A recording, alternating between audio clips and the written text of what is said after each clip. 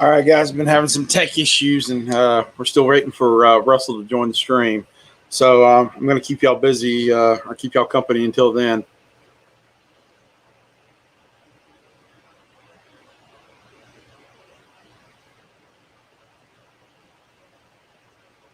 I am sorry about us running a little late.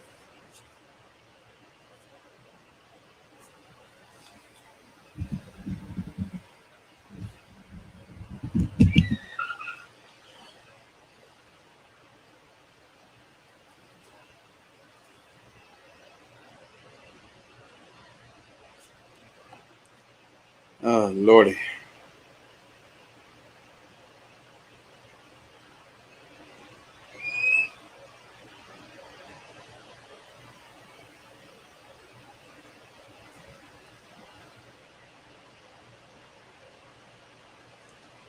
Oh, my Lord. Sorry. Look beside me, Shane. I've been running like a chicken with my head cut off, and I haven't had a chance to text you, but it's right beside me, brother. Yeah, I was going to say, channel's going to be getting some new angles and footage added to the videos very, very soon. I cannot wait. I'm so excited about it. Just got it in today. I got to see one. I got to actually see one of these work on my birthday when I went fishing with Marshall, because he has one just like it, and these things are unreal. They are just I tested it out as well today, and the maneuverability it's just unreal. I think we have not. I want to go ahead and welcome Mr. Russel Adams, and I'm assuming someone else. It's my brother Mark. He's also on the channel all the time. Howdy. Hey, how are you, Mark? I'm good, man. How you doing? I'm doing pretty good. Man, y'all setup makes me feel so small time, man. I saw pictures, I saw all that. I was like, dadgummit, that looks sweet. Yeah, we got the green. That's my Twitch streamer, so I have kind of the setup going already. Yeah, well, I definitely need to do it, but I don't have room. Like, I live in this little house, and we got, it was normally 5 people in this little house, and my other 2 daughters visited 7. So there's barely any room for me. So how's the sound quality? Does it sound all right? Oh, it sounds great, man. It sounds great. Y'all can hear me okay? Oh, perfect. That's great. No, I can hear y'all just fine. Man, this is awesome. I've been trying to get Russell on the stream for a little while, but it just, our schedules have been going crazy. Oh, but it's work schedule for sure. Yeah, your work schedule's been hectic, brother. But I mean, yeah, I've actually spoken to you. It's so funny because he actually pulled some of the stuff I used to do when I was having a conversation with him. He was actually on the job, and then he goes, "Oh yeah, I'm stopping by this pond to fish for a second." Oh yeah. Any chance I can. Yeah. No, it was so awesome. It was, man. It made me a little jealous too. Like, wasn't I like next to Gunnersville when I called you? I believe so. Yeah. Yeah, I passed by Gunnersville. And you fall it every week, and I never get a chance to stop and fish. It drives me nuts. I couldn't do it. You there early in the morning? Yeah. No, I drive in prime times to throw, and like I said, the area I pass on Gunnersville, nothing but lily pads, and it's not like the closed; it's open lily pads. Yeah. So I mean, it's just you can throw a frog out there and just work it back, and I guarantee you'll get something. Oh, I bet. Oh man, yeah, I want to. We got a tournament coming up on Lake Fork soon. Next weekend. Yeah, next weekend. So Lake Forks. Oh yeah, beautiful. So hopefully that does pretty good. I don't know if we're gonna make a video or not, but we might try to. I don't know. I'd be stopping by to change my tire. Oh, hold on, sorry. No, Georgia Bassmaster Marshall has joined us, along with a lot of other people. We got Moser Boy in here, my brother Shane, and I don't get what this is about. I think this was a jab at me about something, but I can't remember what off the top of my head. It's been a crazy night, so my brain ain't working right. Oh man, I get it. He's telling you to stop by and change your tire while you're working, so you can. Oh, got you. Okay, maybe, I got it now. I would do that, but I'm on such a time crunch. But yeah, that is a great idea, Marshall. I'll have to get that one in mind. Oh man, all right. Hello, Patricia. No, we actually have someone joining us. I'm assuming that's a family member of yours. That would be our mother. Oh yeah, Your mother. Oh, hello, hello, Miss Adams. How are you? my mama's our best supporter, number one That is right there. that is awesome. That is so cool. Oh yeah. Oh man. So all right. Well, I gotta ask. So how's the weather out there? Are y'all in fall transition yet, or is it just now starting to cool down a little bit? Barely. Yeah, Barely. We've had 1 or 2 cool days, I think, and that's about it. The rest of it's just been scorching hot. Wow. Okay. Yeah, and we're right here on the line, state line of Texas and Arkansas. Oh, I know. I hate I didn't get a chance to meet you when I was out there earlier this year. Oh yeah, man, we can put you on some fish. No, well, I'll make sure that if I get to do that tour again, I'll make sure Brandon and I look you up because yeah. I know he's snake bit now. He always wanted to sit there and talk about how he preferred only to catch fish that he's going to eat, and he kept on, and then we went out and fished Lake of the Pine, and I think like 3 days later he went back bass fishing. After I left, and he was on some good ones too. I guarantee he was pulling in like 3-4 pounders, and I sent him a little message that said, "You want to deny your snake bit now?" And he goes, "No, I'm not denying it." Oh yeah. Once you feel that hook set, your life has changed forever. It is, man. It really, really is. All right. So, if I'm not mistaken, you actually caught a tank earlier this week. Yep. Actually, I think it was yesterday, day before, I actually caught a 6-pounder. Go it, son. Same thing, man. I picked them up at Walmart. I only had a couple of dollars on me. I was trying to hide them. Was it Yum Dinger? No, it's the Yum Christy Crawl. Oh, the crispy crawl. Okay. Black and blue Christy Crawl. Okay. But yeah, so I grabbed them. I think they were under $3. Not too bad. Just random bait up at Walmart. No, I'll try. I'll have to look in. I'll have to look into that. Now I got a few baits that I'm set up. I'm going to throw tomorrow, but yeah, no. It's been a little hectic because I've been playing around with this all day or all afternoon. So, man. Yeah. And this thing is sweet. I cannot wait. I was going to get one. Yeah, dude. Let me tell you something. I mean. The Mavic Air 2, Georgia Bassmaster Marshall has one too, and that's Marshall. Yeah, it's so crisp, man. Like seriously. I mean, just the slightest little elevation, you think like, oh, okay, it's gonna no, it'll sit there and catch itself just the way out it moves. It's just so sick. But anyway, sorry, I'm getting distracted because I love that I'm getting to play that here.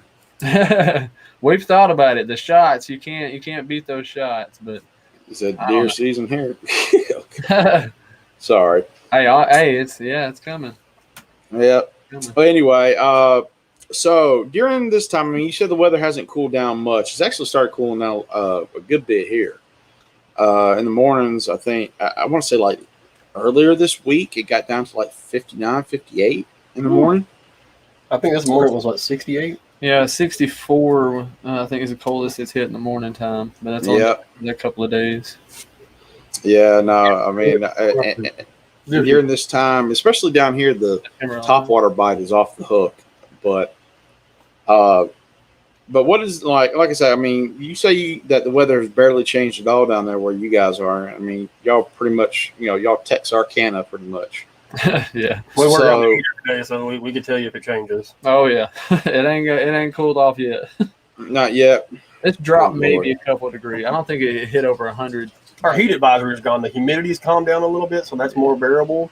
But I think it was like 4 weeks ago, almost had a heat stroke. I mean, it's been rough. It's been real rough. Hot. It's been pretty hot. But I mean, fish are still biting though. I've been catching them on bottom, catching them on top water. Not so much top water middle of the day. Only early morning, late in the afternoon. But yeah, I mean, bottom fishing. Of course, that's me. I love doing that. I'm always throwing a soft plastic Texas rigged, but or some kind of top water, depending on where I'm at. But I mean, other than that, the bite hadn't changed too much. We're waiting for the fall, the crawdads and the red crankbaits and whatnot when we break those out, but it hadn't came yet. That's the time of the year too. No, it's so funny. No, you say red crankbait because I went and fished Lake of Pines, and in the early morning, I was throwing a black and blue. I want to say it was a half ounce jackhammer, but that afternoon I swapped up for the Alex Rudd Monster Bass Rudd Red crankbait, the hammerhead, and them spots were just eating that up. I mean, they went nuts on that thing. I literally, I think I caught like 5 within, or not 5. I caught 3 within 5 minutes. God. So I mean, the fish out in Texas and in that area, they're definitely a different breed than what we have over here in Georgia. I mean, there might be there might be bass, but it's just like I say, it's just there's nothing like it because I mean, hands down, Lake of the Pines is my favorite lake thus far. Oh yeah, well, and plus depending on where you catch them, like the creek bass around here. The reason I love creek fishing, I went today and caught 5 or 6 creek bass, and they fight so hard. I mean, some of the lake bass, they just give up when you get a good hook set on them. You're pulling them in, they don't fight that hard. The creek bass, they're insane, but we don't have shoal bass down here like y'all do. Yeah, man, no, that was. You gotta come. If you guys can make it over here, y'all really got to come over here because it's at least for the shoal bass. I mean, like I said, I was sitting there thinking because I've never really. I mean, I've waded in rivers before, but never to the extent I did going fishing with Marshall. And those shoal bass, man, they are just they're so strong. I mean, you would never expect. I mean, they're like deceptively strong. So, yeah, you want to come over here. If you guys make it over here, I guarantee you, Marshall or me will put you on some shoals. Man, I would do that. I would do that. Our best fighters are probably like the little hybrid or spotted bass, whatever. I'm sorry. I'm trying to do technical stuff with the computer. Trying to share on YouTube. He does all that stuff. I'm not the tech guy at all. I just no. I'm sharing on StreamYard, but it's not sharing on to. I'm still learning this, so yeah, it's our first. No, it's fine. Thing. No, it's fine. I mean, no, if you want to share it up, I mean, that's perfectly fine. I mean, if you need to, you can just go to the YouTube channel and share it from there. Oh, that'd be a good idea. Yeah. Just because I mean, the invite I sent you guys are for this particular room, so we can chat like this, like have a face to face, but yeah, if you want to invite people to the YouTube channel, they'll still be able to get in and talk to us that way. Heck yeah. It's so weird. I'm talking to you and I got you behind me at the same time. Yeah, I know, man. Like I said, dude, I feel so small time next to that setup, dude. That is such a bad setup. Thank you. That is so cool, man. Russell sent me pictures earlier this week and I was like blown away by that. I was like, dang, gummit. I was like, I really got to up my game and get a better backdrop. He's got it going on. He knows what he's doing. Yeah, well, I mean, the microphone I'm talking to you guys to is connected to my camera right now. I mean, I do have a microphone similar to what you guys got, but I got no room to put it. So, so I'm having to just make do with that. But anyway, Marshall had a message for y'all. He says we have 11 black bass species here. Come on down. Oh yeah, that's what I'm talking about. Hey, y'all got some giants up there? Oh. Marshall seems to be finding them. Like seriously, like he's got this little sweet spot. He ain't sharing it with me, but I think it's because he has to get special permission. But he's going out there catching like 6 and 7 pounders, like all in one trip. That top like 6, 7, 4. I mean, it just I was like, "Dig, gummit, son." He did that top water video. He made a little short clip out of it too. Man, oh yeah. God. That was a beautiful fish, and the strike and everything. Oh, that's picture perfect moment right there. Shout out to Mark. It was, man. I mean, he captures those so well. He really does. But anyway, hold on. I'm doing good, Luke. How are you, brother?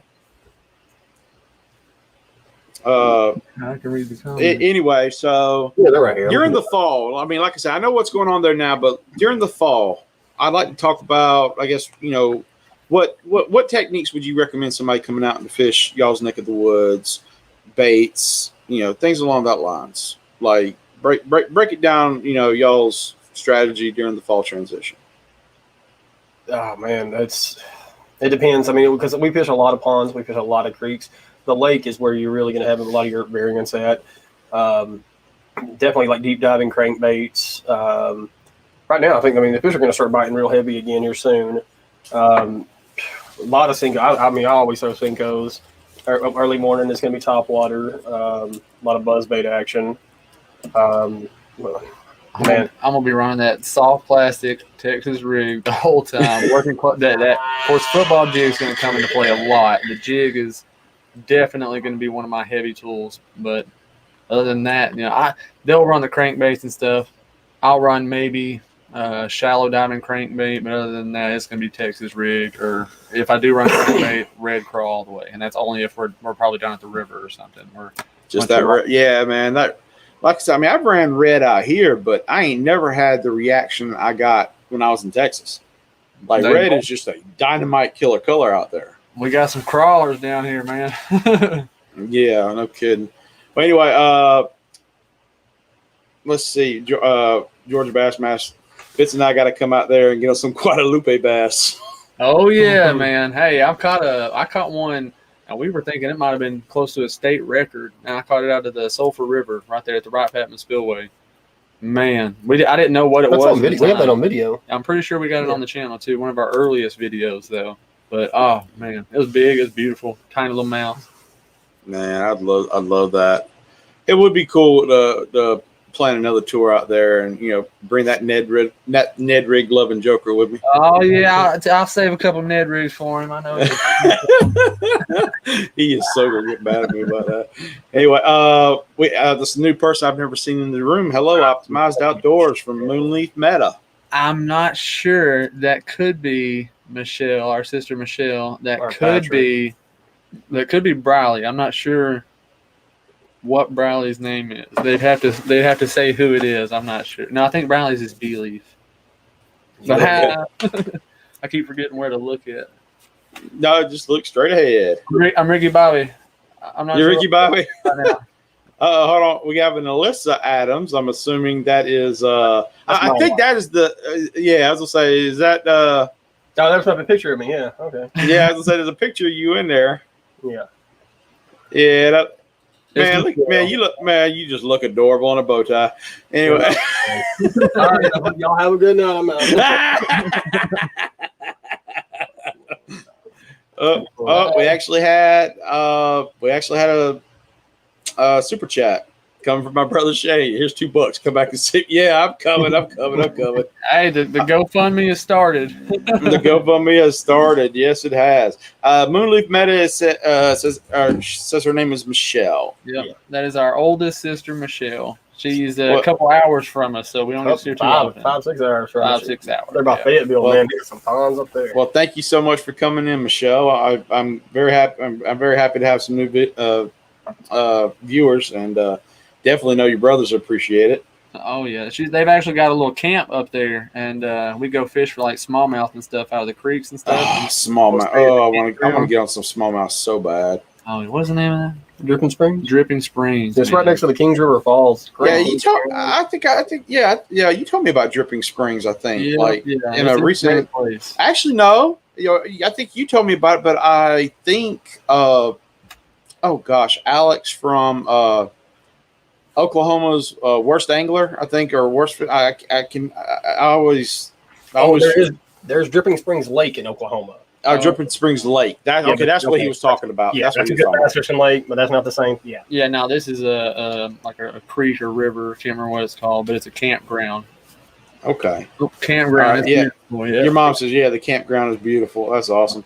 Okay. Mojo Boy says yes. Black and blue are legit at our local waters. Mojo's based out of North Carolina. I think it's north or south. I think it's north. I could be wrong, but I think it's north. Black and blue, always true colors. Yeah. And Luke Crane, of course, agreeing. Yeah, dirty water is best for that. Yes, it is. Muddy water, I'm black and blue all day, baby.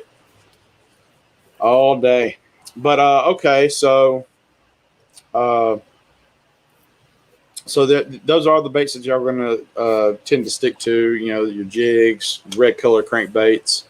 Now, do y'all prefer to fish shallow, mid, or do y'all like to go out there and go real deep? Shallow and mid for us, really. We just got live sight or active target, Lawrence's active target on the boat. We got to use it one time, so we're still kind of mapping out our lake. But we usually just stick to the shallow and mid waters. We just really don't go too much deep diving much. Pond hopping a lot too. That's just because we're used to it from fishing all the small waters. When we're on the lake, I mean, a 20-foot drop off is just something we don't fish very often. Mm-hmm. We're still, amateurs. Unless the river's up. If the river's up, we're fishing deep water. Yeah. Really for crappie. Yeah, so the river ain't gonna give you much choice. Oh yeah. Well, right now it's low, but that's the best time for bass. Yeah, it really is. Hold on, I gotta say hi. Hi, Sweetie Mosier. That's Mosier Boy's daughter. Howdy. We got to get him down there at the spillway. Oh yeah, man! You can catch giant gar, catfish, buffalo, crappie. Man, don't threaten me with a good time. If Don't threaten me with a good time. I'll shoot. You want to hook a gar? Like last time we took the kayaks out there, I was at my kayak and I was running a crankbait and accidentally. I think he actually bit the crankbait, but it was a 6-foot plus gar. And he just drugged me around while everybody just laughed at me. Nobody helped me. He broke my line eventually. Didn't need no help. Wow. Yeah. I've wanted to catch a gar. I mean, it's so funny because, here lately, whenever I go fishing with Don H, we went out and we busted some stripers and some hybrids. Oh, nice. But normally, whenever there's another species of fish around, I'm the one who always catches it. Except for him. He actually caught a catfish the last trip out. So he got so mad. He hates catfish. He hates handling them. I'm like, oh, come on, dude, man up. Come on, they're not that bad. I got he got so upset that he caught a catfish, and I'm just like, dude, like we've been blowing up on him. I mean, he was just sitting there. I don't want to say he was pitching a fit, but he was just sitting there. It's like he was getting onto the catfish, like, what are you doing up here? That's like watching Ty Pig Patrol. He loves crappie so much, he'll be running around catching like 5+ pound bass. Yeah. Crappie just gonna be like, stupid bass, and just throw them back. I'm like, what? Man, hold that. Hold on. I wish we had gator gar here. They're so cool. Man. Until you catch them every cast on your crankbait. Yeah. Yes. When you have them, it's not fun at all. Like we've caught so many monster gar, but it's just at the spillway, they're so common. You're trying to run a crankbait close to the bank line even, and you're foul hooking them. It's constantly. Yeah. Wow.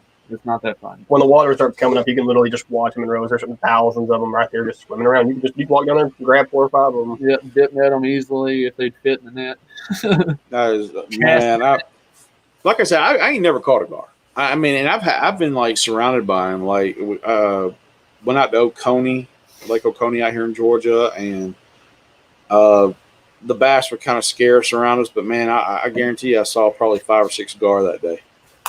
And I'm out, and it was driving me nuts. And then when we did the fishing frenzy, I'm fairly certain that gar was a good 4 or 5 feet long, or at least it was a huge gar. Dude, because I remember because I don't know if I can't remember if I pointed out in the video, but there was like a disturbance in the water, and I kept pointing, and I'm like, "What the heck is that?" I thought it was a gator at first. I'm like, great, I can't escape them.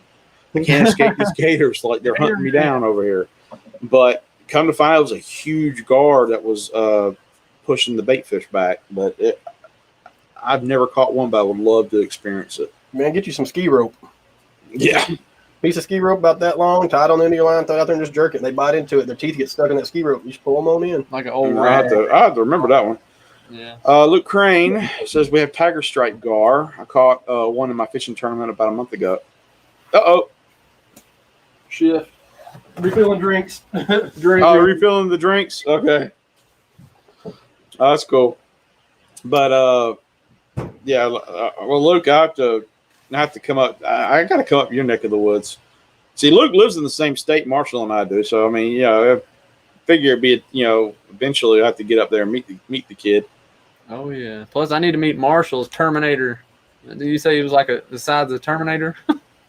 He's tall, man. I mean, like I say, it's so funny because when you shoot, I mean, you figure, okay, he's probably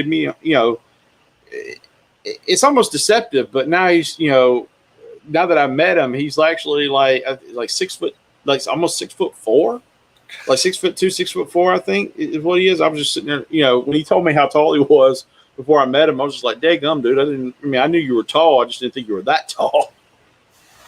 Yeah, I definitely ain't tall. So how's the fishing out there? You, me, and Marshall could go out on my bass boat. Hey, Luke, don't threaten us with a good time. Hey. Marshall, we need to load up and go find Luke. It's just some fun fighting bass on the. Oh, we know, man. I'm actually trying to get something going on with FCP Fishing. Dana is what his name is. I'm trying to get something squared away with him. He sent me an email. I've been meaning to send it back, but this week has been so hectic. Okay. Moon Leaf Michelle, come fishing in Northwest Arkansas. Y'all can camp for free. Don't threaten me with a good time now. I've done said that several times. In one of our videos, in one of my videos, the series I just shot, or the tour I went on earlier this year, we actually went camping on one of the islands out in the middle of Lake Ouachita. So primitive camping is something that Brandon's all for. So you saying that to him, we'll probably make that happen. Well, they got the full setup out there, man. Even the river or whatever it is, it's right there, full of smallmouth. Oh man, they're smaller. Man, just smallmouth. Like just hearing that, I'm like, okay, I'm there. Just not only that, but the ponds in the area. That's where I actually caught my personal best largemouth bass.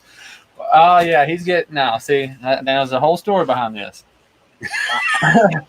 I was using live bait, a live bluegill, and I was using a little bobber, and bobber went down, set the hook. I'm fighting this monstrous fish. I get it all the way up to the bank, and his only job was to grab this fish, which he did.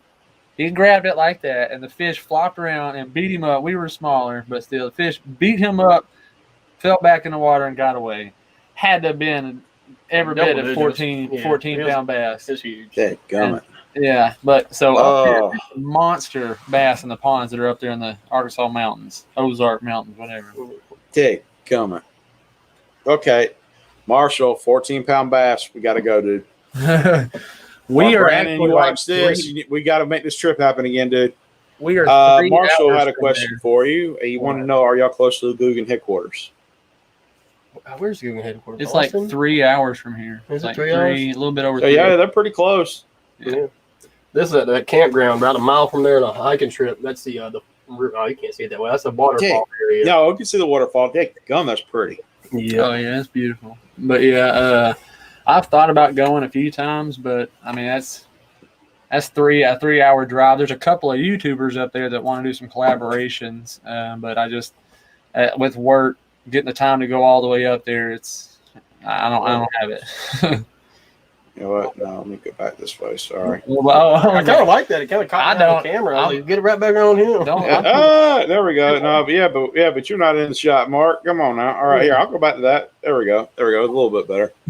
Look at now you can see how ugly I am. You're too close. All right, well, I'll back it out then. No, I'm just kidding. No, it don't matter. That's why I keep the GoPro on my head so you can't see me. Yeah, that's why I use the chest mount. Yeah, Fishing with Tate just moved out there, or Marshall, he said Fishing with Tate just moved out there to work at Guggen headquarters. Really? Oh, that's awesome. Yeah, I watch him. I follow his channel. Yep. He actually posted a video, I want to say earlier this week, about him. I guess you would say, kind of finding the area and like getting figuring out a few spots. Yeah, of course they ran him off in one area. Go figure. I was rooting for him. Well, I was rooting for Marshall, but I was also pulling for Tate in the on the line or off the hook challenge. Yeah, Catchco did. Yeah. Oh, I remember that. That was a good little challenge. Oh yeah, that's pretty cool. This is the first time I know her personally, but this is a hardcore lady angler. Her name's Susie. She's a manager at one of the stores I deliver to, and her son also is also a fan of the channel. His name's Bradley, and Marshall. This is who we gave that bait bag to when you stuck. You put your stickers and help me pick those baits out. I don't know if this is Bradley or Susie, but I know this is her account. So, but yeah, this is a awesome lady angler. So it's and her son. Kind of jealous of her son because they actually live in the same town Marshall does, and the son is a part of the high school fishing team. That's awesome. And it is really cool. And I'm not gonna lie, I'm sitting there kind of crossing my arms, going, "Man, where was that when I was in high school?"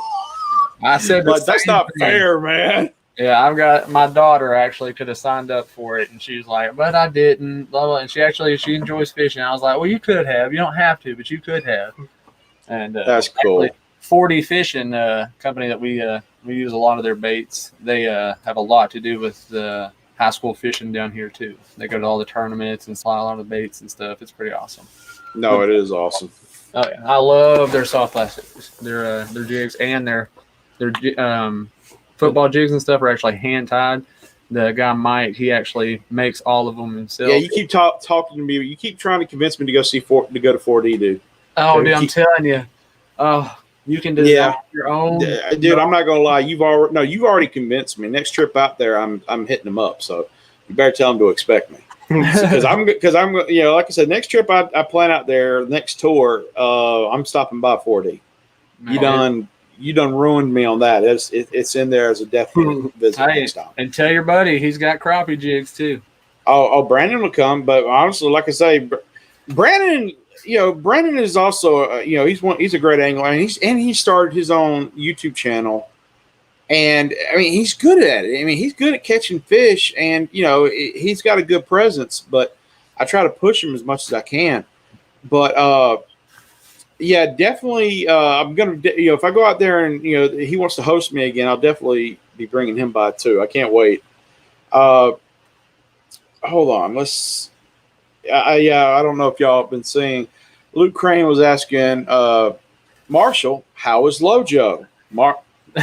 Yep, because Marshall, and he dropped his second video. Marshall, about 3 days after I fished with him, went to Lojo's ranch. Man, I know. I was just that's what I was. At the end of that video, I said I'm a little jealous, but very happy for him. Because he got to go meet Lojo, so that is really cool.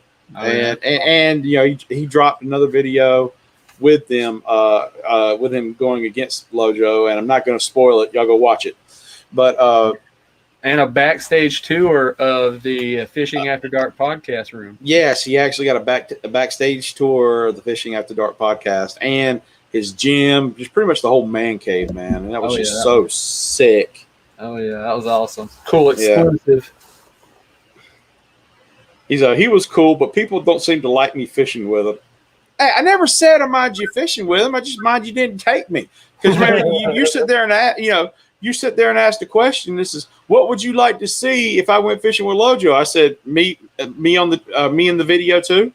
Yeah, right on the side of the boat with you. Right beside the boat, something like that. Where was the invite? Oh man, no, that was nuts. I mean, I'm so, like I said, I'm proud for him because that's really cool. Oh yeah. Anyway, all right. Well, I think maybe we need to press on to one of the main topics I want to talk about. And I'm going to get to what happened to y'all, but I want to talk about what made me want to talk about it. I've spoken to Russell. Mark, I don't know if Russell told you about it.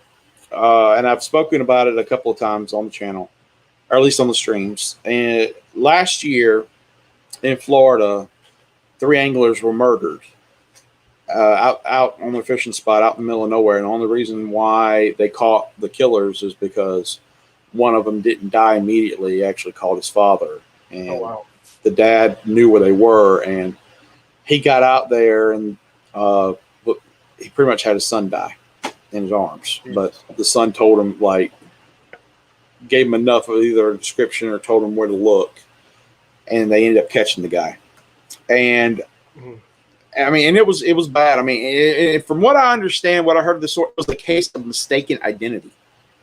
Just because he actually spoke to the kid that that survived the initial attack, or excuse me, he survived the first attack but died from the wounds.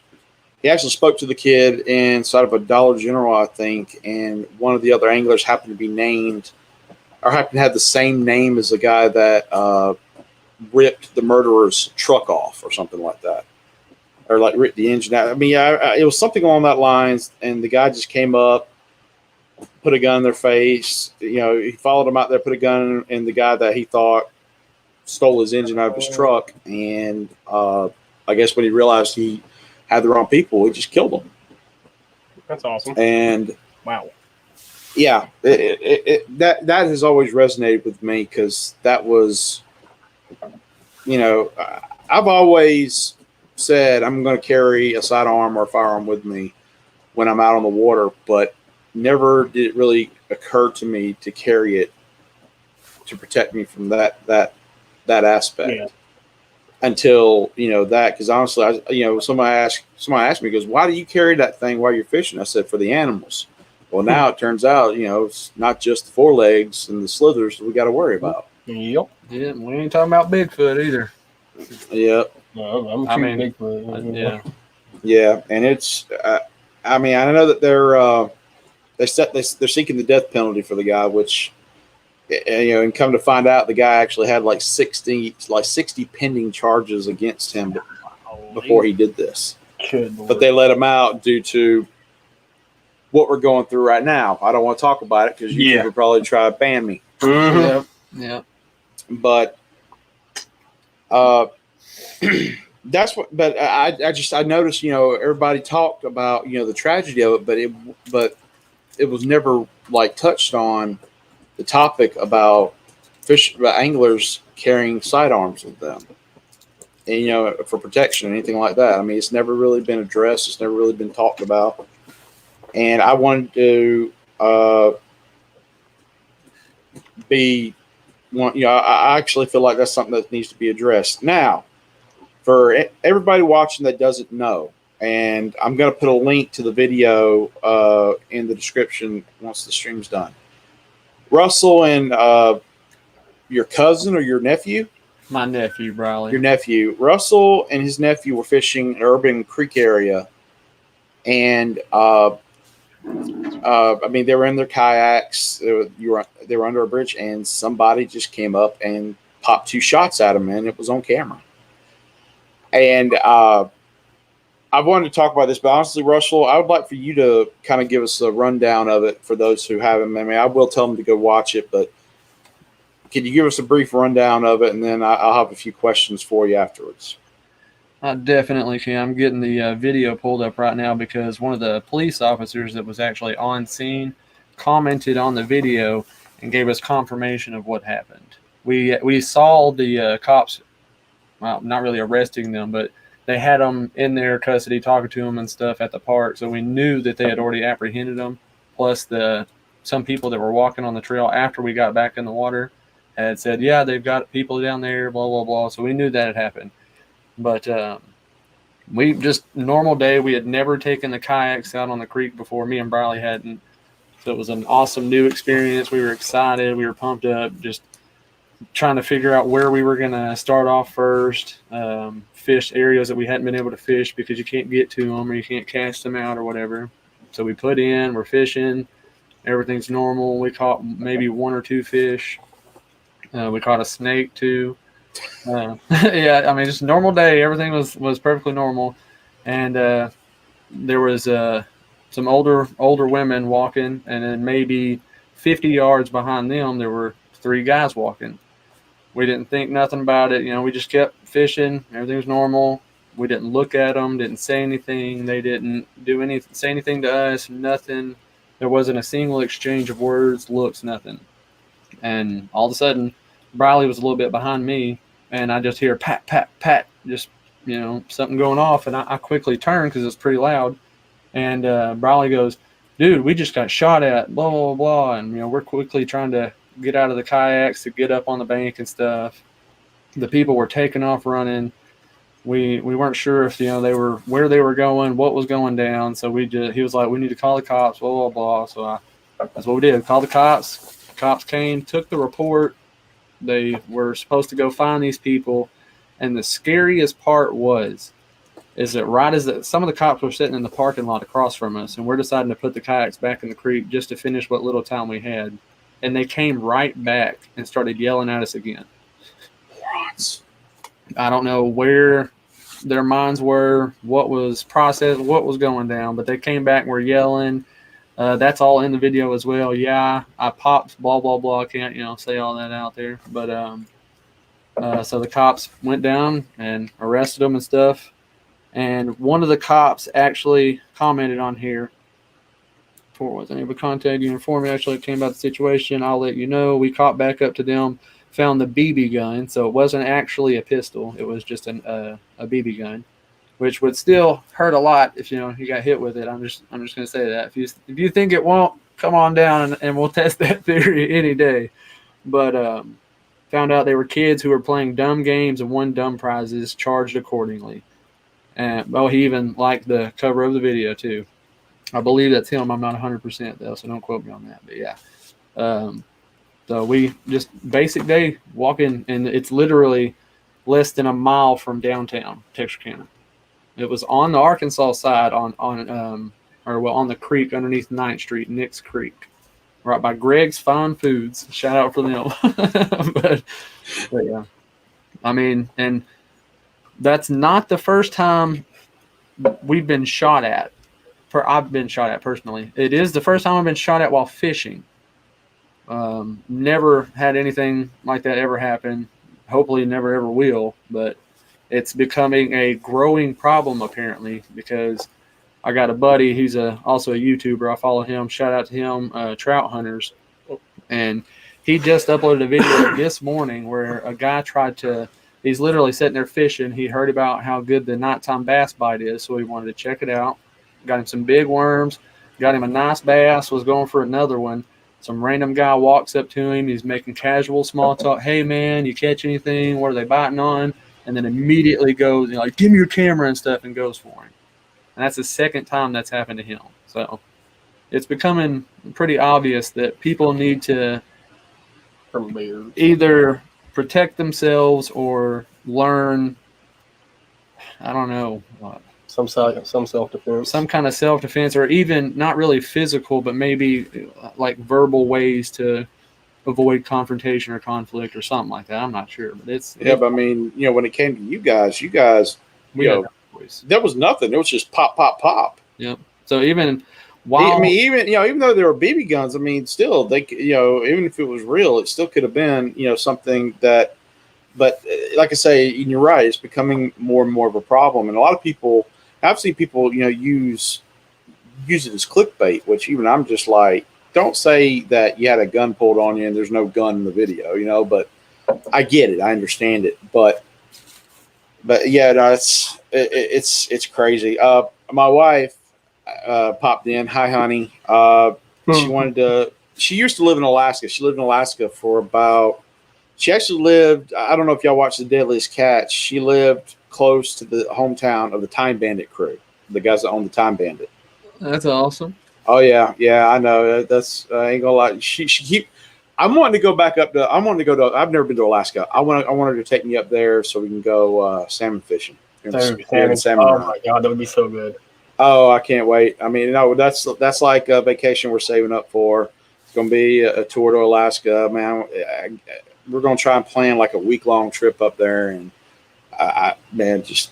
We'll start saving. No, dude. I mean, I'm all for it. That'd be so great. I mean, I would love to do a huge collaboration where we all go salmon fishing.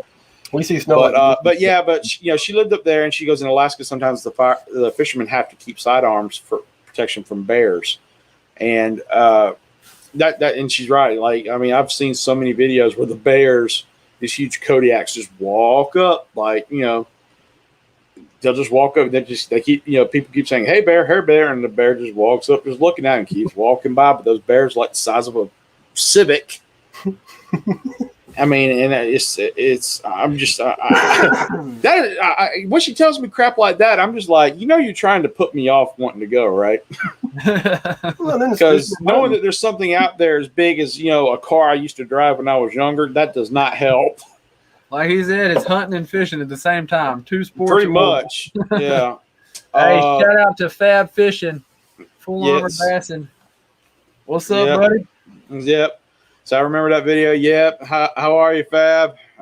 Adam, or one of his kids. Yep. Anyway, let's see what else we got. Oh, and we actually have one of Mr. 10 Horse Monty. How are you, Gabe?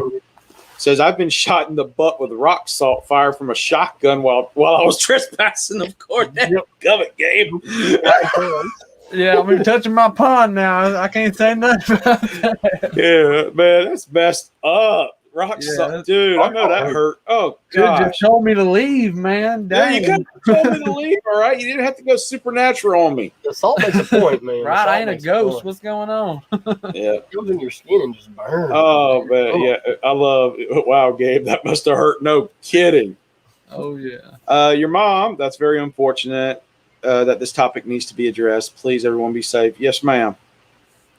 Yes, ma'am. Oh, and my wife had to chime in. Bears taste like crap. Because she has that.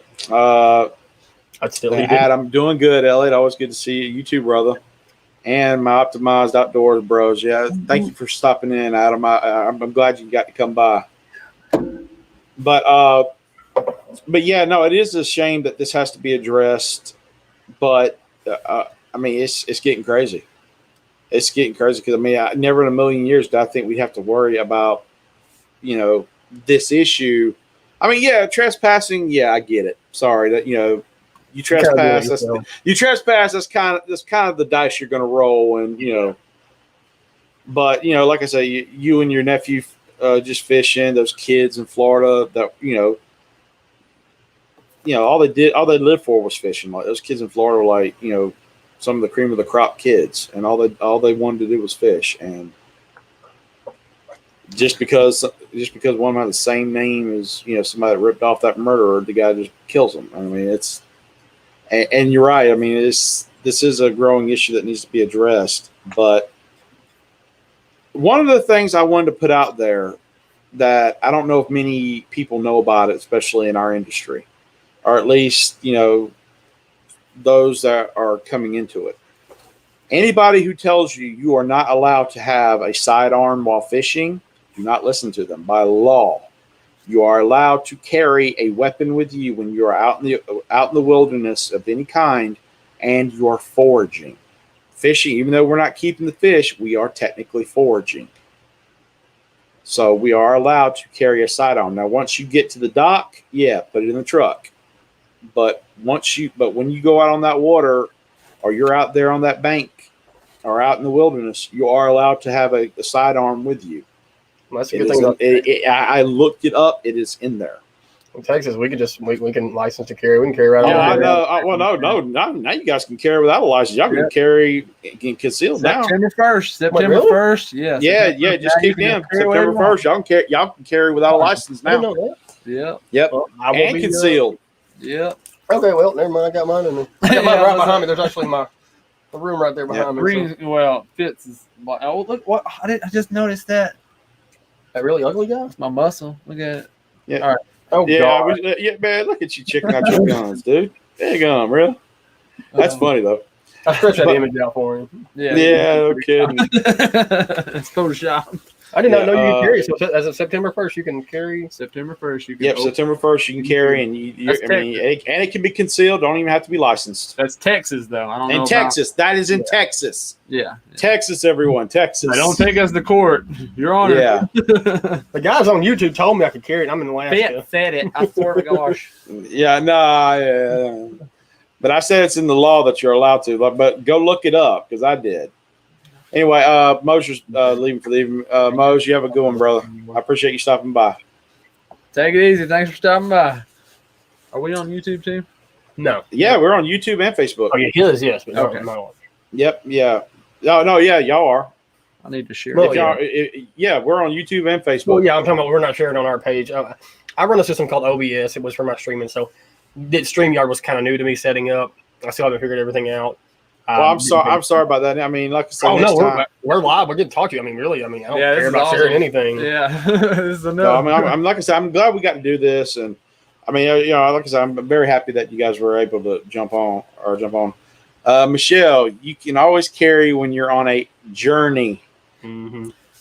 Yeah. I love the quotation marks there, Michelle. I love those little details. You know? Legal wise. Yeah, legal wise.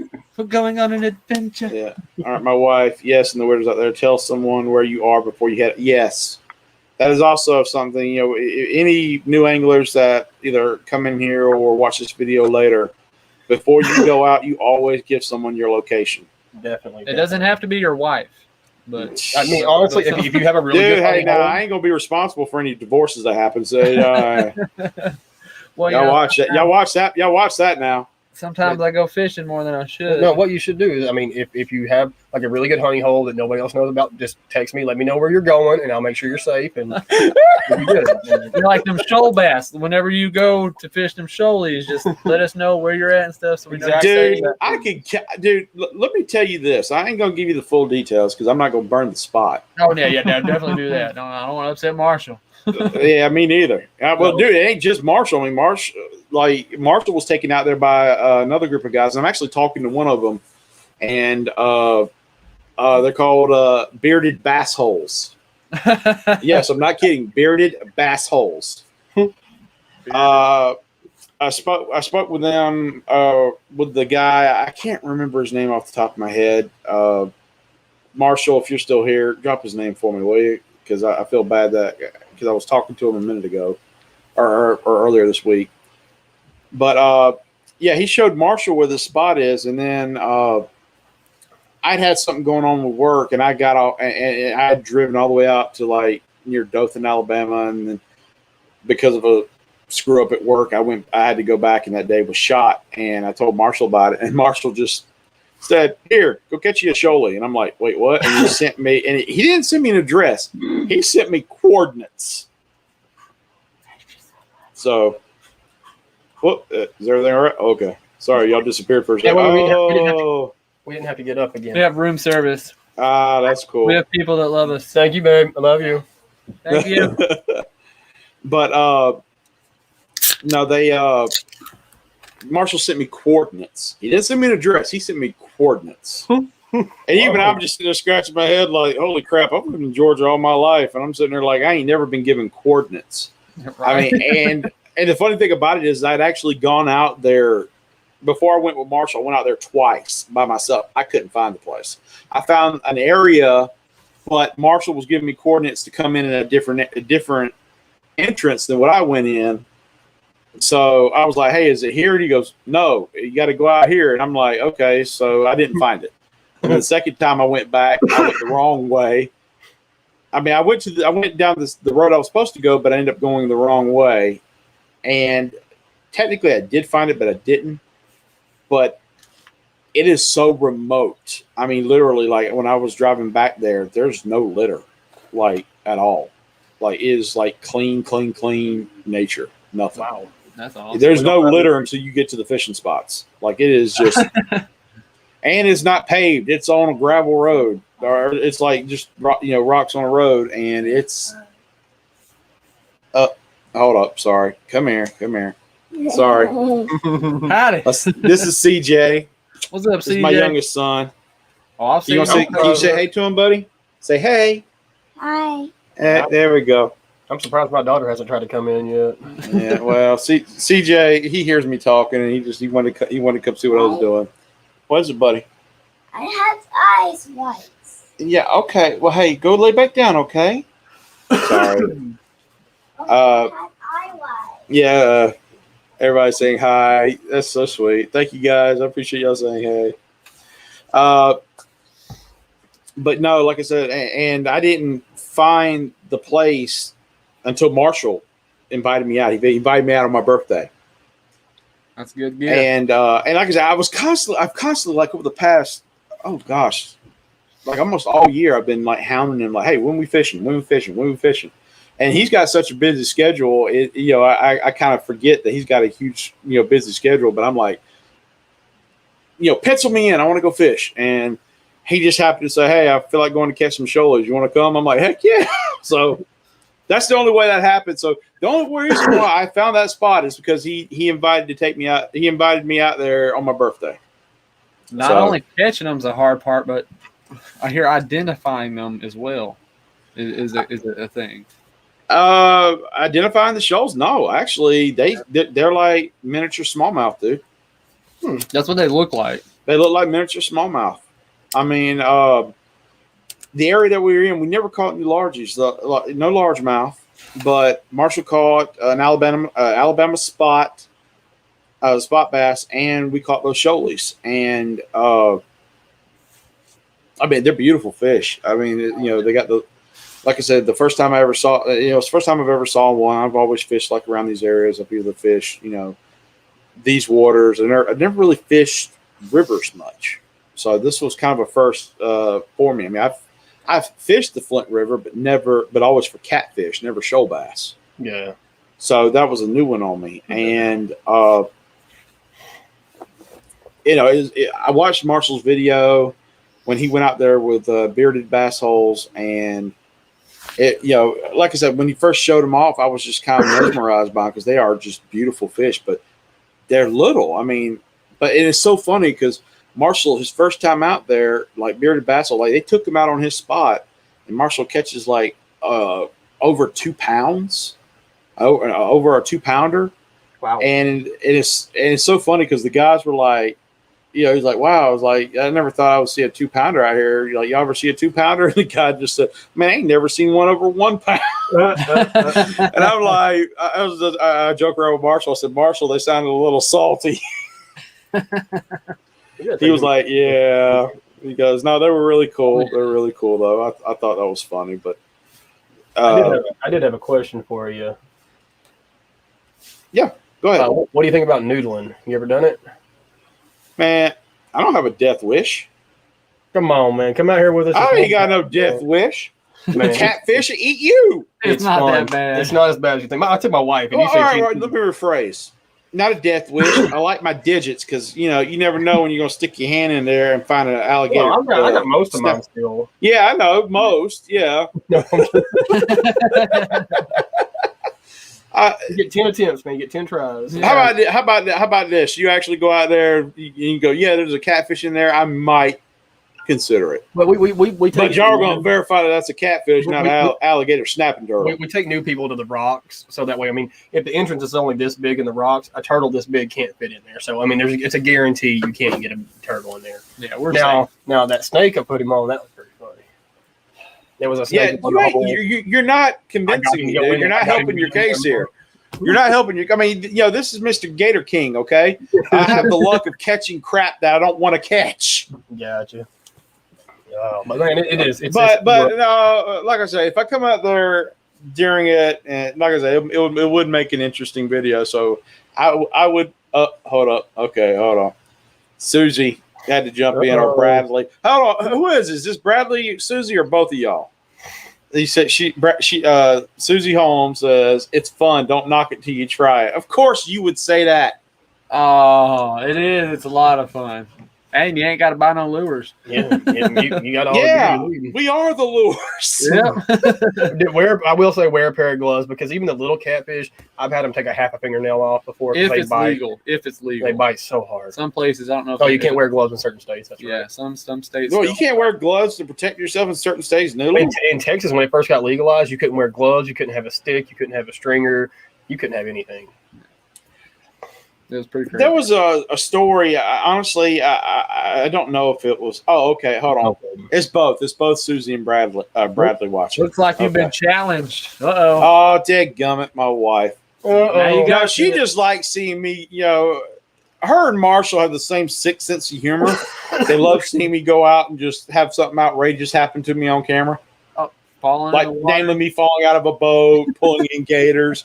They all get, the day that I caught those gators, I ended up, I kid you not, I sent Marshall a photo of it, but maybe 5 minutes after it happened, and he was in Michigan with extreme outdoorsmen fishing for smallmouth, and he said that they were like rolling, they were laughing so hard when they saw that. I'm like, man, it's not funny, man. Yes, my wife is now I challenge you. Of course, you challenge me to go do it. Well, bring You're her not with the you. one who's gonna get 8. You're not the one who can lose a finger. She can go too. Yeah. My wife will do it. I mean, My wife would do it. No, I nicknamed my wife Spitfire. Uh-oh. She'll catch one before you. She might. She might. I wouldn't. I mean, it's so funny. Like I say, I poke fun at her, but I mean, she's a tough woman. She can be scary. Wives can do that. Oh yeah. No, dude. I mean, like I said, it was so funny. I mean, I ain't trying to. I actually met her when she was 15. I was 20. And no, we didn't. You know, we didn't start a relationship about 10 years ago. And it's so funny. Like like somebody walked up to her, and her nickname in the fire department was Noodle because she was like 90 pounds, 100 pounds, soaking wet. Somebody walked up to her, said something to her, and this guy was big. He was like maybe 250, 280. This little 100-pound girl, let's just put it to you this way, put him on the ground. Whoa. Dang. Uh-oh. And I'm just like, I'm not going to lie, when I first saw that, I couldn't help but just sit there and go, that's so hot. But I found her. One day. yeah, just like, that is so hot. Oh, she said, nope. No. Whoa. You don't want to go? You want me to go, challenged. but you ain't gonna do it? Yeah, you've been challenged. It's too late now. Okay. Thanks, Susie. Well, you do fall in the water a lot, so it's not much different. Thanks, Susie. I appreciate that, really. Hi, Susie. Oh, you want to say hi to Susie? Come here. Say hi, Susie. Hi, Susie. Say hi, Susie. Okay. All right, go back to bed. Sorry. But anyway, noodling, man. I never thought we'd be talking about that. I see it all the time. I mean, there's a few people on YouTube that I've seen do it. I mean, I do actually see some girls that are, like 100 pounds soaking wet, pulling out these 50-pound catfish, and I'm just like, no. Yeah. Oh yeah. But anyway, no, I got distracted. They're talking about it. I think it's out in Arizona. I'm not entirely sure. There's these caves, either on a lake or a river. These cave systems that have catfish that are like the size of sharks. I mean, like, they are huge. And when I mean huge, they're like whales, catfish, kind of catfish. Kind of, yeah. Okay. Like I said, this was something I had heard years ago, and then somebody recently confirmed it, but I still haven't looked it up. But I mean, they take tours out into the caves where these catfish live. So, I mean, I would be down for that, but I mean, the thing about it is the people walk in there with these catfish swimming around them. Oh yeah. And I'm just sitting there, just like, I don't know about that now. Catfish are kind of the sharks of the freshwater. Well, yeah, we went noodling on the Sulphur River one time, and I remember swimming across, and I'm like, it was probably like a 6-7 foot alligator gar. I touched him, and he just kind of swam underneath me, and I was like, this is kind of scary. Yeah. Uh-oh. That's my daughter Lila. You want to Hi, say hi? Lila. How are you, sweetie? She's so adorable. Are you gonna take Matt's spot? Are you on? You take your uncle's spot? Whoa. All right. No, that's fine. He was admiring his guns too much, so no, it's fine. Yeah. All right. I can have it, girl. Can I sing? No, we're not singing. Go ahead. Yeah. She loves to sing. Maybe Love you, later, girl. sweetie. Oh, that's so sweet. Daddy. That's so sweet. Oh, man. Oh, In and the Susie butt. said hi to CJ. That's so sweet. But anyway, okay, so all right, so now I got 4D and noodling I got to do when I come back out there now. So it has to be during the summer. Well, I mean, yeah, Russell, you got to stop, dude. You're a bad influence, man. if you come in like before June, you don't have to worry about noodling because the catfish aren't in the hole. So if you come earlier in the season, you don't have to worry about that challenge. All right, when do they show up? Like Early June, mid-June, August is their spawning times. Okay, so they're in the holes during the spawning times. Yes, and not spawning. Okay, so all right. So if I come back out there, if I do another tour, it'd have to be during the summer. Yeah, just make sure. I mean, if you do want to do the noodling, come June, July, August, mainly June. If you don't want to go, come out here in February. My wife says, "Yeah, I'm also challenging you to go catch crawfish." Of course, she is. She wants crawfish to eat. You can do that. You can do that in our ditches out in the front yard. That's easy. It's easy. Piece of bacon on a string And put it on down in the hole and pull the crawfish. Dang gummit, man. Yeah, that's No, easy. that would be cool. That would You can actually set a be trap really out. cool. You can set a trap out like cage or something somewhere. Dang gummit. I mean, Man, I'm all for that.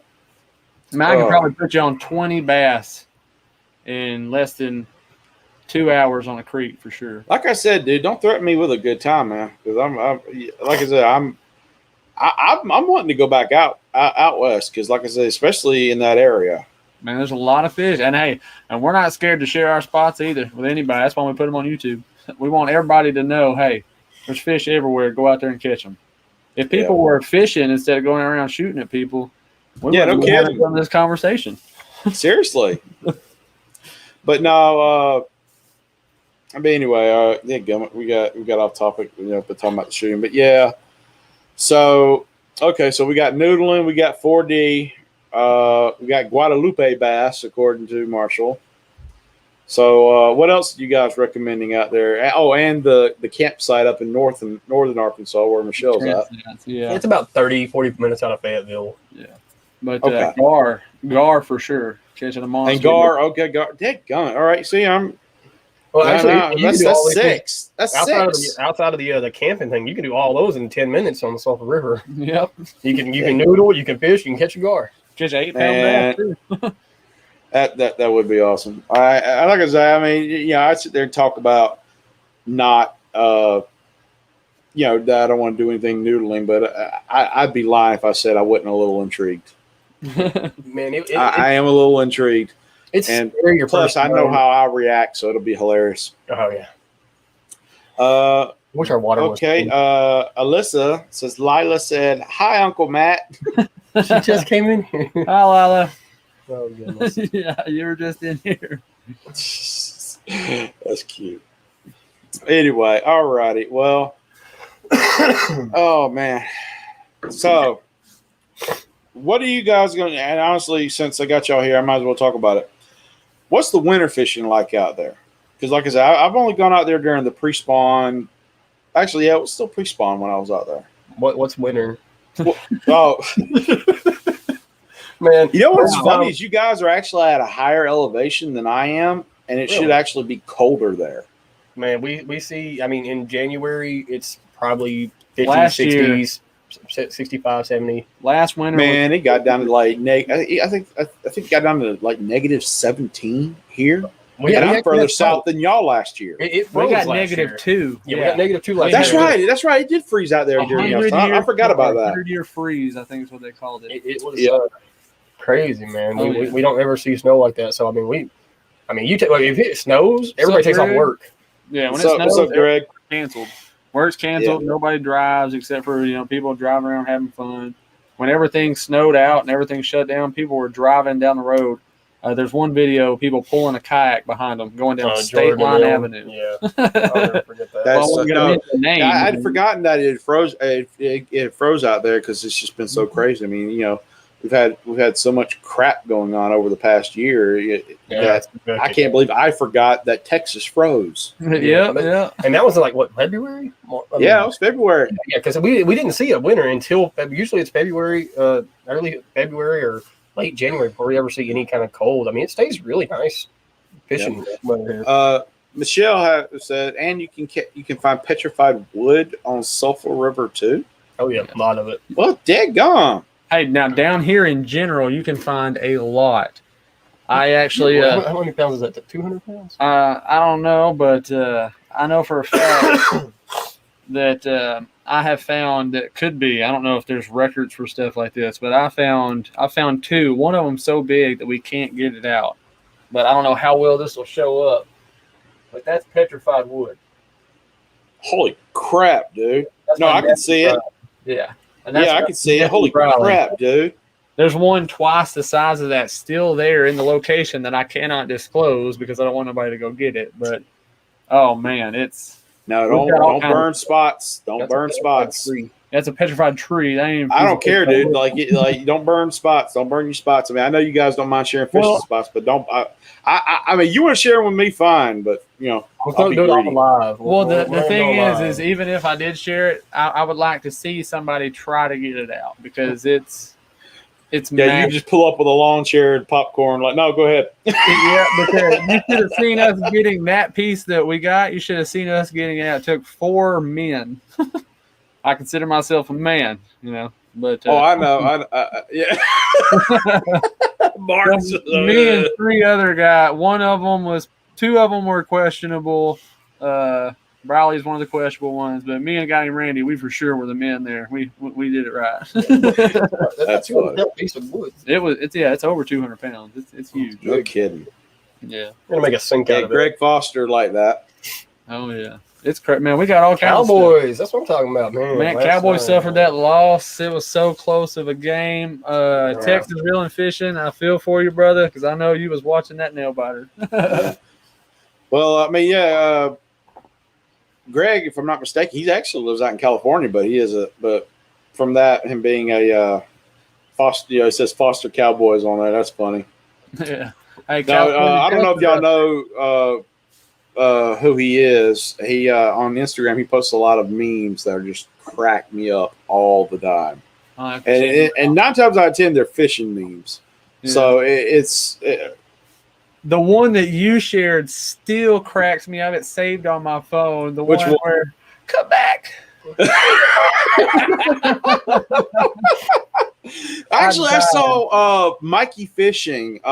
He's a big TikTok fisherman and angler, and he did something similar to that, but he inspired it. But that was based on a real story. Like the photo that was in the background of that meme, that was where it happened. Like I kid you not, I took a photo there, and I was tying on the frog, and then all of a sudden I hear this just explosion. The only way I could describe it is imagine picking up like a 15-pound rock and you throwing it as hard as you can in the middle, and that big badoosh it makes when it hits. That's what that blow up sounded like. Golly, And I was sitting there like, oh God! And you know what's funny is I had a rod tied to me beside me, but I'm sitting there I'm panicking because I'm sitting there with that frog, and that's why I was like, come back! And I'm sitting there throwing that frog there. I was like, oh my God. It reminded me of the video of Briley when he casted the little fishing one that I posted, the fail. Briley casted out his topwater lure, and his line snapped, and the lure just kept going. He was just... Yeah. Oh, God. I've had that happen to me so many times. Oh, my Lord. Caro asked, says, y'all are in Arkansas? Yeah, we're right here on the line, Texas and Arkansas. My house, I can throw a rock. Texarkana. I could throw a rock and hit Arkansas from my house. He lives in Texas. I live in Arkansas. But yeah, they're in Texarkana. But yeah. But like I said, no, that meme was based off of a true event. But Mikey Fishing did something very similar because he did something very similar, but he was like threw it out, and then all of a sudden, he says, when your new PB snaps off the line, he's like, come back. So I was just, and then I just I thought that was hilarious. Then I had that huge blow up where I was standing, and then it just clicked. I'm like, okay, I took a photo there and I shot it. I shot that meme because that's exactly how I felt. I was like, just go back. But yeah, I'm glad you liked it. I mean, and my newest one is my wife's personal favorite one. It's the one where I'm talking about me constantly falling out of a boat or my kayak.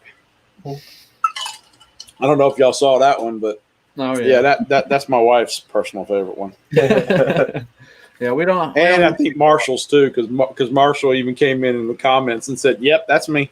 I'm the one laughing. That's me." His one with the Joe Dirt line, that one killed me. I got the poo on me. He caught a bass and it pooed all over him. That was good. I love the bloopers and the fishing fails. Plus, those get a lot of hits on YouTube. Yeah. They. I'm actually kind of shocked. The shorts that I've shot have been just blowing up here lately. I mean, and honestly, if you guys want to do something funny like that, shoot the shorts. No, Like, man, just- we're real serious, man. We don't joke around. No, Oh, dude, man, I so don't buy that. no, I so don't buy that after this conversation. Not one bit do I buy that. See, and that's the problem. Like, we can catch anything, but like the whole filming part, that's the hard part. You can catch anything in that tournament we were in. What'd you catch? Yeah, my first tournament ever was a complete, which I should have known going into it.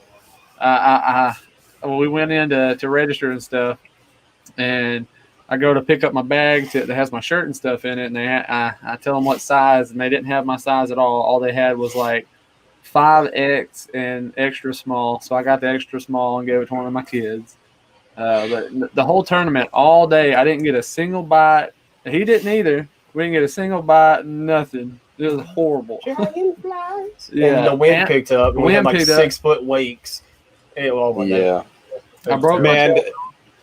I know exactly how you feel. I mean, and the thing about it is a lot of times, and I actually had a conversation, I think on the last stream, which was Sunday. I had a conversation talking about, I go fish. When I was going fishing a lot, because I mean I still fish. I just it's the job is kind of keeping me from doing it right now, but not this weekend, thank the Lord. I understand completely though. But I mean, when I first started the channel, I have hours upon hours of trips that I got skunked, and somebody had, and the reason why I'm bringing it up now is because you guys were talking about it. But you're right, like the filming is what I guess you would say puts a little bit of pressure on sometimes. Oh yeah. Yeah, you gotta have that. That's the thing. I can catch fish any day. I can catch 100 largemouth, any size, pretty much any day. And the hard part is, especially like topwater fishing, my favorite style. No, the Lord strikes you. Whatever. But topwater fish, My brother.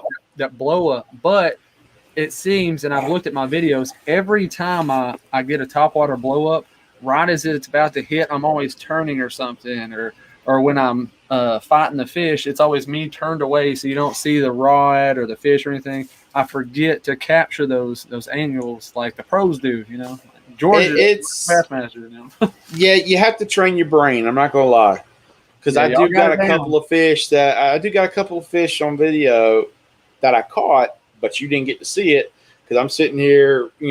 I'm not making sure the camera's facing where it needs to because I'm so jacked up about catching something. Oh yeah, because your last video catching that 6-pounder, it's like all you see are your flip flops. I'm like, what is this? I'm terrible. Stop. See, No, and I know, man. No, I get. I know, man. No, I get it. Trust me, I do. our videos are garbage because I do them, and he's the one. See, he's got this awesome setup in here and stuff, and he don't help me do them. Y'all jump in. He the just comments. called you out, Mark. He just called you out Come back. on YouTube. We were supposed to try to We're get. supposed to be partners, man. I mean, it's really hard. I mean, this time of the year, trying to make videos and everything. When all the footage is of his flip flops. I don't know what to do. Sorry, he kind of got you on that Or one. making some Russ. sketcher commercials or something like that. Hey, now. Now this is what He he's got you wearing on right that now. one, Russell. Sorry, dude. Oh, you can't see the color because of the. Oh, chroma you key. can't see the color because of the thing. These are my fish flops. Yeah, the chroma key cuts out the color. Sorry. I was about to say, Oh, dude, yeah. you probably throw that out during the fall transition and get something to bite. That's about looks like a giant shad. That's the biggest fish he's caught all year. Whatever. And, hey, recently, I spoke with a lady with the Arkansas. What is that? Yeah, the Yeah. Arkansas Game and Fish Commission. They're doing a lot of stuff local here, so I'd like to give them a quick little plug for a couple of things that they got going for the kids, if that's all right. Oh, dude, go ahead. Oh, here, you hold that for me. Oh, you suck. Come on. He's like, what am I doing? This All right. the It says Huckabee Lake, Park. Fair Park, Hope, Arkansas, 8 a.m. to 11 a.m., September 18th. Yeah, it's like for kids and stuff for them to. Oh yeah, you got it. No, Okay. I'm all for that, man. No, I'm all for that thing. No, That's That's one of the things they're doing. That's basically get the kids and the family out to go fishing and win prizes and stuff. They'll have food and all that. And they've even got the little marksmanship challenge for the shooters and stuff. The soon-to-be That's great. hunters. They teach hunter safety and gun safety at that too. Oh yeah, there's all kinds and all that. Like I said, they got food, games, and prizes and stuff. That's excellent. They're actually beefing up everything that they're doing. Sorry, I apologize for the cough. I was about to say, dude, you dying on me? No, I had an upper respiratory infection. It's been 3 weeks, man. Just the antibiotics finally kept killing it. Just at night, it builds up. Okay, brother. I apologize. No, but No, it's fine, man. It's fine. Don't worry about that. I was just teasing. Dude, I mean, for heaven's sakes, like when I announced my 1,000 winner, I was sick. Oh, I remember that, man. Yeah, I was not in good shape. Man. Non-label, but I've got all my dang vitamins over here that I have to take every day. Yeah. Well, as long as you're on the mend, dude, that's all that matters. Oh yeah, no, it was. I had to take like 2 COVID tests. I'm like, dude, this is not getting better. I'm like, oh, I shouldn't say. No, we're good. We're not gonna say nothing about that. Yeah, no, I know, brother. I know. I feel you. Yeah. No, we've had a couple of brush-ins with that too, and my brother's wife actually was on a vent until earlier this week. Oh So, wow. Well, congratulations. but she's off of it, and praying that she'll be coming home soon. We'll keep her in our blessings, man. Definitely. Thank you, man. Yeah, it was definitely a blessing, and she scared the mess out of us. I ain't gonna lie. Like when I found out she got put in and got put on the vent, I was not sleeping so good that week. I can imagine, man. Anyway, all right, Caro had a comment. Cool, doing a Cub Scout Derby tomorrow all over the state as well. That's awesome, Caro. Nice. That's awesome. That is so cool. But no, and like I said, I'm all for that kind of stuff, especially getting kids out in the outdoors. I mean, I'm working so much I barely can get my kids out. I mean, it drives me nuts. That was a and big then when thing. I get a chance to go out, it's normally because I'm going out with Don H. and there ain't no room on that boat. Barely can fit me. Oh yeah. But no, like I said, no, that's always cool. No, I'm all for that. Getting Please feel free to talk about that. Yeah, getting the family. So it's not if you're the chairperson. LOL, can't fish too. Ah, that's messed up. Thank you, Michelle. I appreciate that. I'd like to throw a little prayer request out. Big John and his wife. She's still in the hospital. But I hear she's doing well, making a pretty good recovery. Hopefully, she'll be out soon as well. Shout out to you. Yeah, that's great. That's great. Yeah. Yeah. No, you know what? Here we're going a little too depressed. We're going to keep our prayers and thoughts for those. But there you go. I'm gonna lose my fire here a little bit. So, but okay. So I know you say what is winter, but I still want to touch on that because I mean. Oh yeah, sorry about that. We kind of got distracted. No, it's fine. It's fine. We just chase rabbits, dude. I chase rabbits all the time. Oh yeah. I'm ADHD as all get out. So, but no, did y'all actually try to go fishing during that time? During the freeze? Every day. Anytime we can. You got to tell me because I mean, what was that like? Aside from being cold. Yeah. The water was frozen, but we couldn't do anything. Oh, yeah. We couldn't get to the lake because it's across like a big dam bridge, and I mean the amount of ice on it. We don't have like shovels. They don't have like the street sweepers, the cleaners, snow plows. We don't have any. Yeah, why would they need it? You know. Yeah, you can't. We couldn't really actually go anywhere. But going down to a creek, it was like you could put your like a crappie jig in like a little hole in ice and pull out a bluegill. But I mean, we tried. Well, he says that Arkansas, we actually took care of our roads a little bit better. I'm sorry, Texas, I love you to death. But I actually walked a lot. I'm not too far from the store and stuff, so I was able to walk and stuff. The creek's not far from my house, so I was. Man, he just likes twisting that knife, don't he? Yeah, Mark's over there like, yep. But I look on Mark's face like, yep.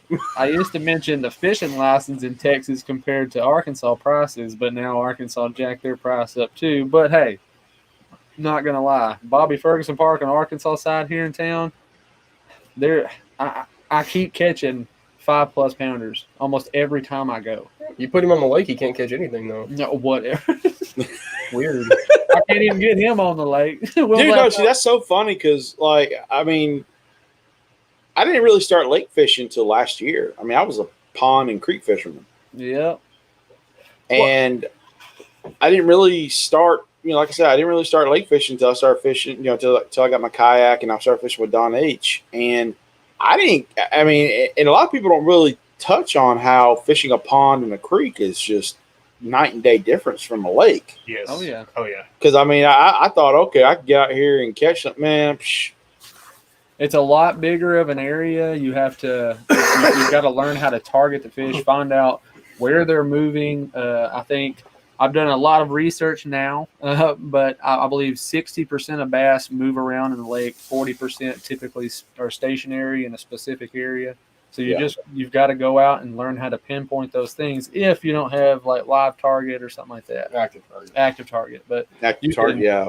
You can look Well, at I mean, the layouts of the places and easily tell I say easily, you can usually tell better spots to fish at, usually from looking at it. My wife had a question. Have y'all ever went with ice fishing? We fish with a cooler of ice. That's about as close as we get. I was about to say, yeah, they went last year, sweetheart, when it froze. Yeah. Well, yeah, you'd literally cast it out and the bait would skip along top of the ice. Yeah, we cut a hole and sit on the ice on anywhere out here. You just be in the water. Yeah, it's like, man, my skipping skills weren't that good, but the ice just improved that. Yep, look at that. Yeah, you probably go pull some trash out of the water to make a hole and then cast in that. But that's another big problem down here. Yeah, we have a lot of litter. Oh god, they do not take care of our waterways. Yeah, well, I mean, they try, but there's just people are people sometimes. Yeah, I'm kind of big about that. I ain't gonna lie.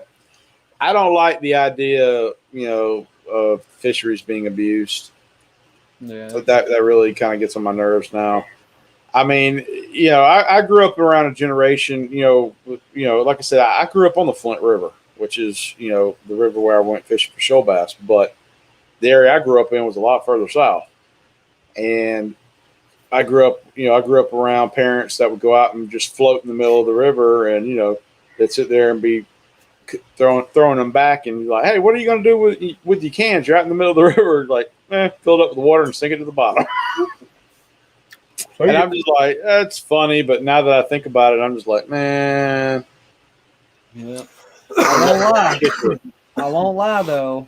Thanks to people walking around in the 1890s all the way up to the 1920s, I'm glad that they threw their bottles in the creek because we'll go out and find them in the creek. And, they're worth some money, so we're happy. Yeah, worth money there. We've made a couple of videos on that, but it's kind of a hit and miss thing, and it's usually a miss on like a great find or something that you can really show off to people. You're blowing up. It's my buddy Cornell. No. I can't. No, Mark, no.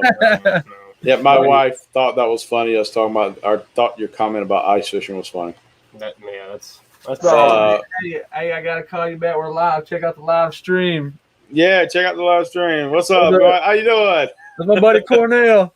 How are you, Cornell? Crappie King in Dallas, y'all. How are you, brother? I'll holler at you, brother. Oh yeah, baby. Oh, what you got? Brother. He's got a little baby. Oh, show me, baby. Oh, sorry, that's adorable. That's man. a proud daddy right there. Yeah, we a bunch of daddies showing off our kids tonight. I will Yes, love you, he's one of 5, by the way. One of 5. Yes, I have 5 kids. How do you do it? How? I got 3, and I was gonna say, no. The question you should ask is, how do you how are you gonna afford a bass boat? I don't know. I'm still trying to figure that one out. Let me know if you got an idea. I got a brother. I got lucky on my. I got me a bass boat. I can wire everything. But like my wife is asking for y'all's bucket list fish. What is y'all's dream fish to catch? Species or size? Species. Let's go with species. Oh, we all know size. The biggest one you can. Right. 25-pound largemouth bass. Yellowfin tuna. Heck yeah, dude. No. Bluefin. A bluefin or a yellowfin. I mean, any one of those because I'm gonna eat it too. I've always thought about that, and I would almost say a Goliath grouper, but that's going to have to be a second. My top fish, shout out to Jeremy Wade and Ty Pig Patrol, because I would want to go after the Arapaima. Arapaima, yes. Because I can get in the water. I would love to catch an Arapaima. That fit, you can get in the water with it, give it time. Goliath groupers and stuff, you can't. And the tunas, you usually kill them whenever you catch them. And I don't want to. Yeah, you're gonna kill. It's good eating. It's good eating, but I don't want to kill it. I want to go out and catch an Arapaima giant, and I want to hold it and feel that ancient beast, that You dinosaur. could do it like a blue marlin, like a 3,000 pound blue marlin. I mean, that is the biggest. But that's not a real fight. That's just you lose the. I've talked to people before. I know halibut. it's I crazy. know people that would disagree with you. Look, after a certain pound, there's too much of a difference. I want to be able to logically fight the fish. Yeah, Christina has. I know she's been halibut. I know she's gone digging for clams. I think, and I know she went halibut fishing when she lived in Alaska. But yes, king salmon is what I want to go do so bad. I want to catch a king salmon. You need to go up to Montana, and I actually think it's around this time of year that's called salmon snagging, and that's when they're coming upstream. They're basically dying out, and there's just tons of monster salmon coming upstream. Yeah, but I mean, at that point in time, I mean, I'm not gonna lie, dude. If I go salmon fishing in the salmon run, I'm gonna figure out a way to bring it home. Yeah, well, because I mean that's good food right there now. Right. Oh yeah. But go down to Walmart and do the same thing for cheaper. Yeah, but dude, I mean, did y'all ever watch? It's called Monster Fish. I forget his name's Jeb. Yeah, his name's Jeb. It's not River Monsters, it's Monster Fish. It's the kind of like the same.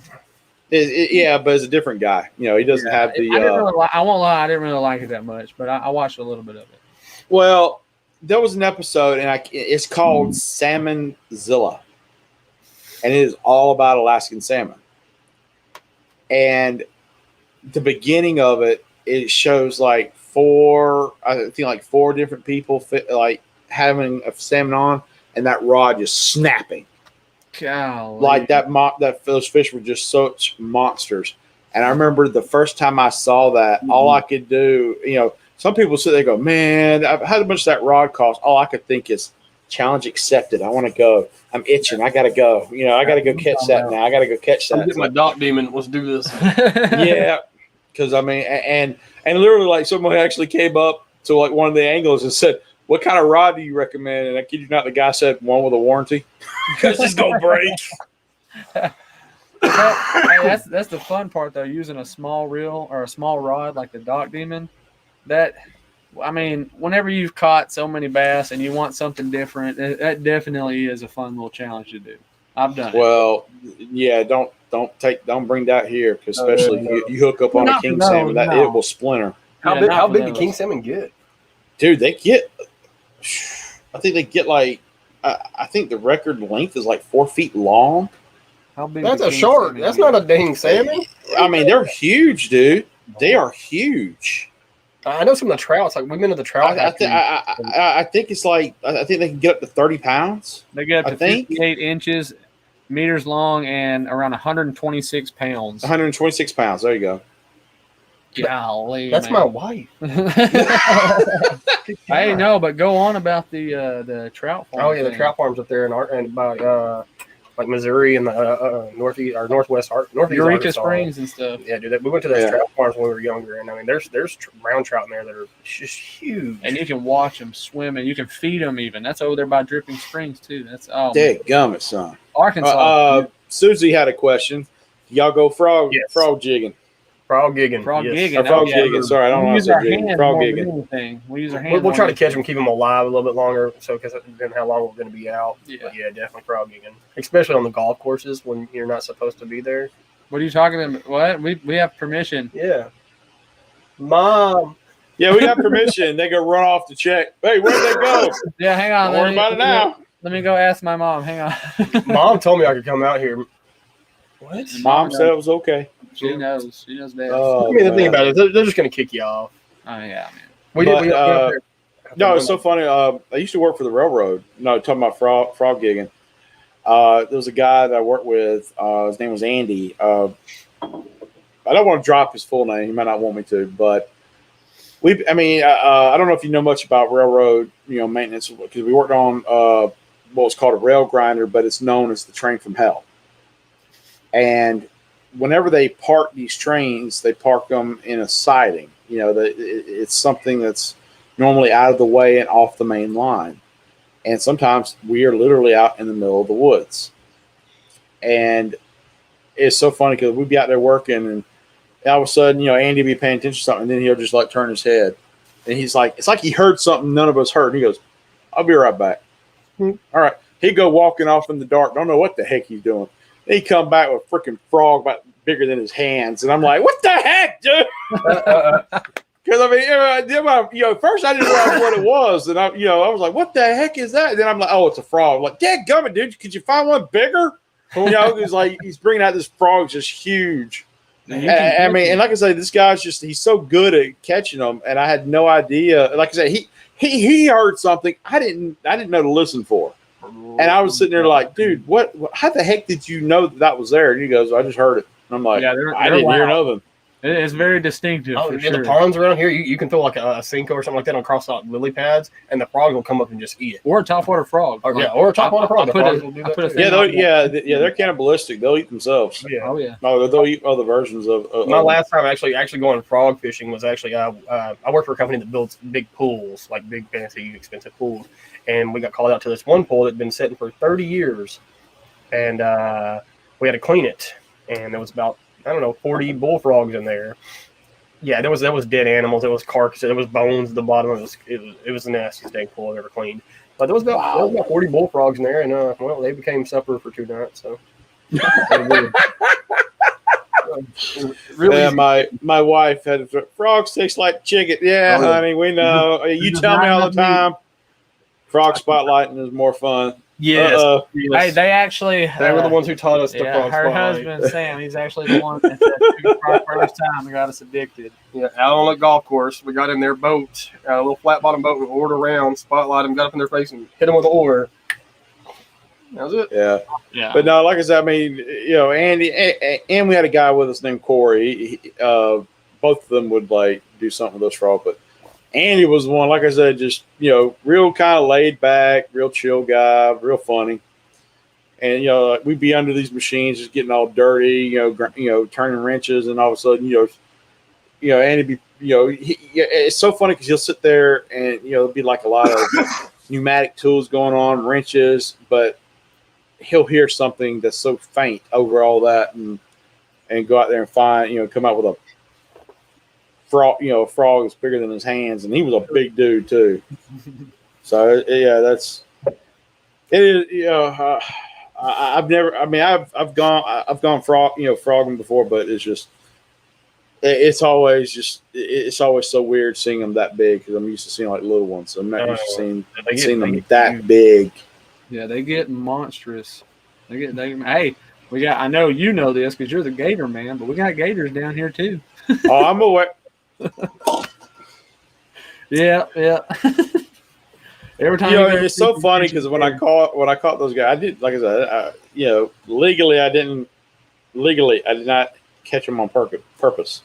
It was random event. It was random. It was a random occurrence that happened twice within 1 hour.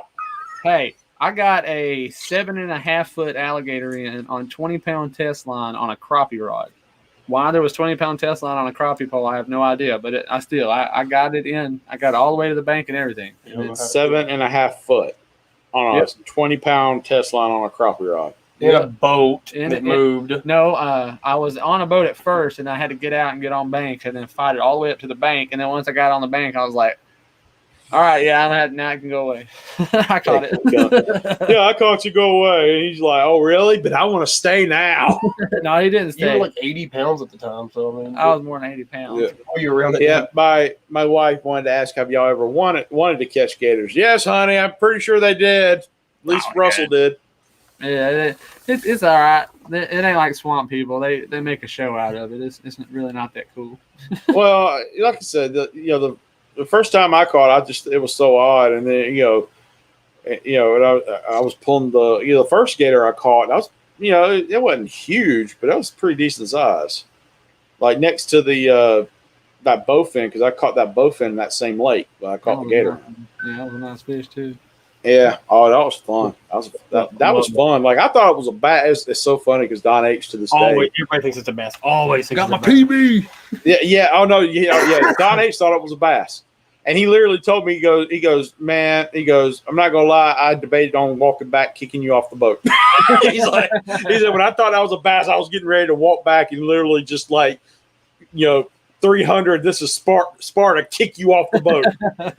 But then he saw it wasn't that, and he was like, okay, never mind, I better curb that. But still, when I pulled it in, he was like, what the heck is that?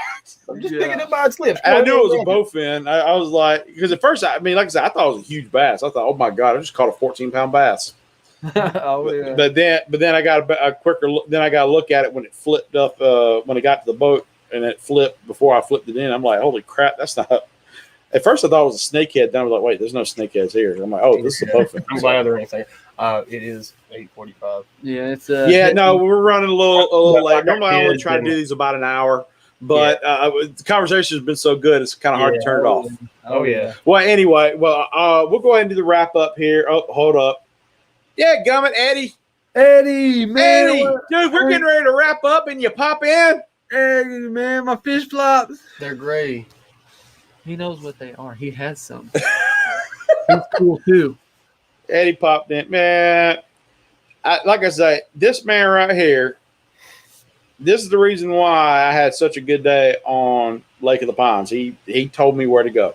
Dude, he's been pulling mondos out for like. He always.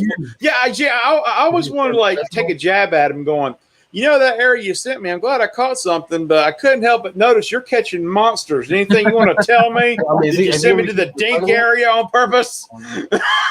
Are you fishing the no? He's fishing Lake of the Pines. Lake of the Pines and Lake Fork are really close. You fishing? Yeah, they're close. Lake Fork and Lake of the Pines aren't far from each other. Yeah, Lake of the Pines like his lake though. Are you fishing the tournament at Lake Fork next weekend, Eddie? If so, I might. If you ain't got a partner, no, I'm kidding. No. Come on, Fitz, you got to get down here, man. First prize, dude. Like I said, y'all have done got me amped to where I'm ready to do another tour out there. I skunked in Arkansas, dude. I got to go out and experience primitive camping, and Brandon called a bass, but I skunked in Arkansas, that's still kind of a sting. I gotta get taken care of. Well, yeah, this tournament here, you can fish on the bank, you can fish in yaks. First place gets a brand new Dodge truck and a 20-foot Triton decked out boat. It's like $110,000 worth of stuff. When is this? Next weekend. Yeah. Next Saturday, Thursday is when you got to start. Friday, Saturday, and Sunday is the days. And it's hourly payout. It's good, man. Oh yeah. Eddie says, "No thanks, guys. Nah, I don't think I'm gonna make the tournament." We got 3 of us so far going. Maybe 4 he joins. Dude, I would love to do that. I would. Seriously, Lake Fork holds some giants, man. Dude, like I said, like I've said many times, what I'm doing, fishing, filming, I'm trying to make that my job.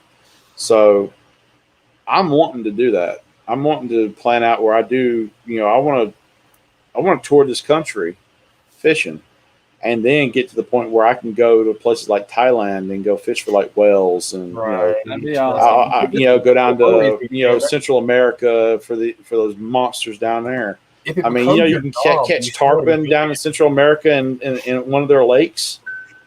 But do you think about that? If it's considered your job, then will you still enjoy it as much? Yes. You think so? Because when you don't have the free time, when there's no more free time. Well, I'm not bragging. I'm not wanting to brag, but to me, a job is something you make money at. Mm-hmm.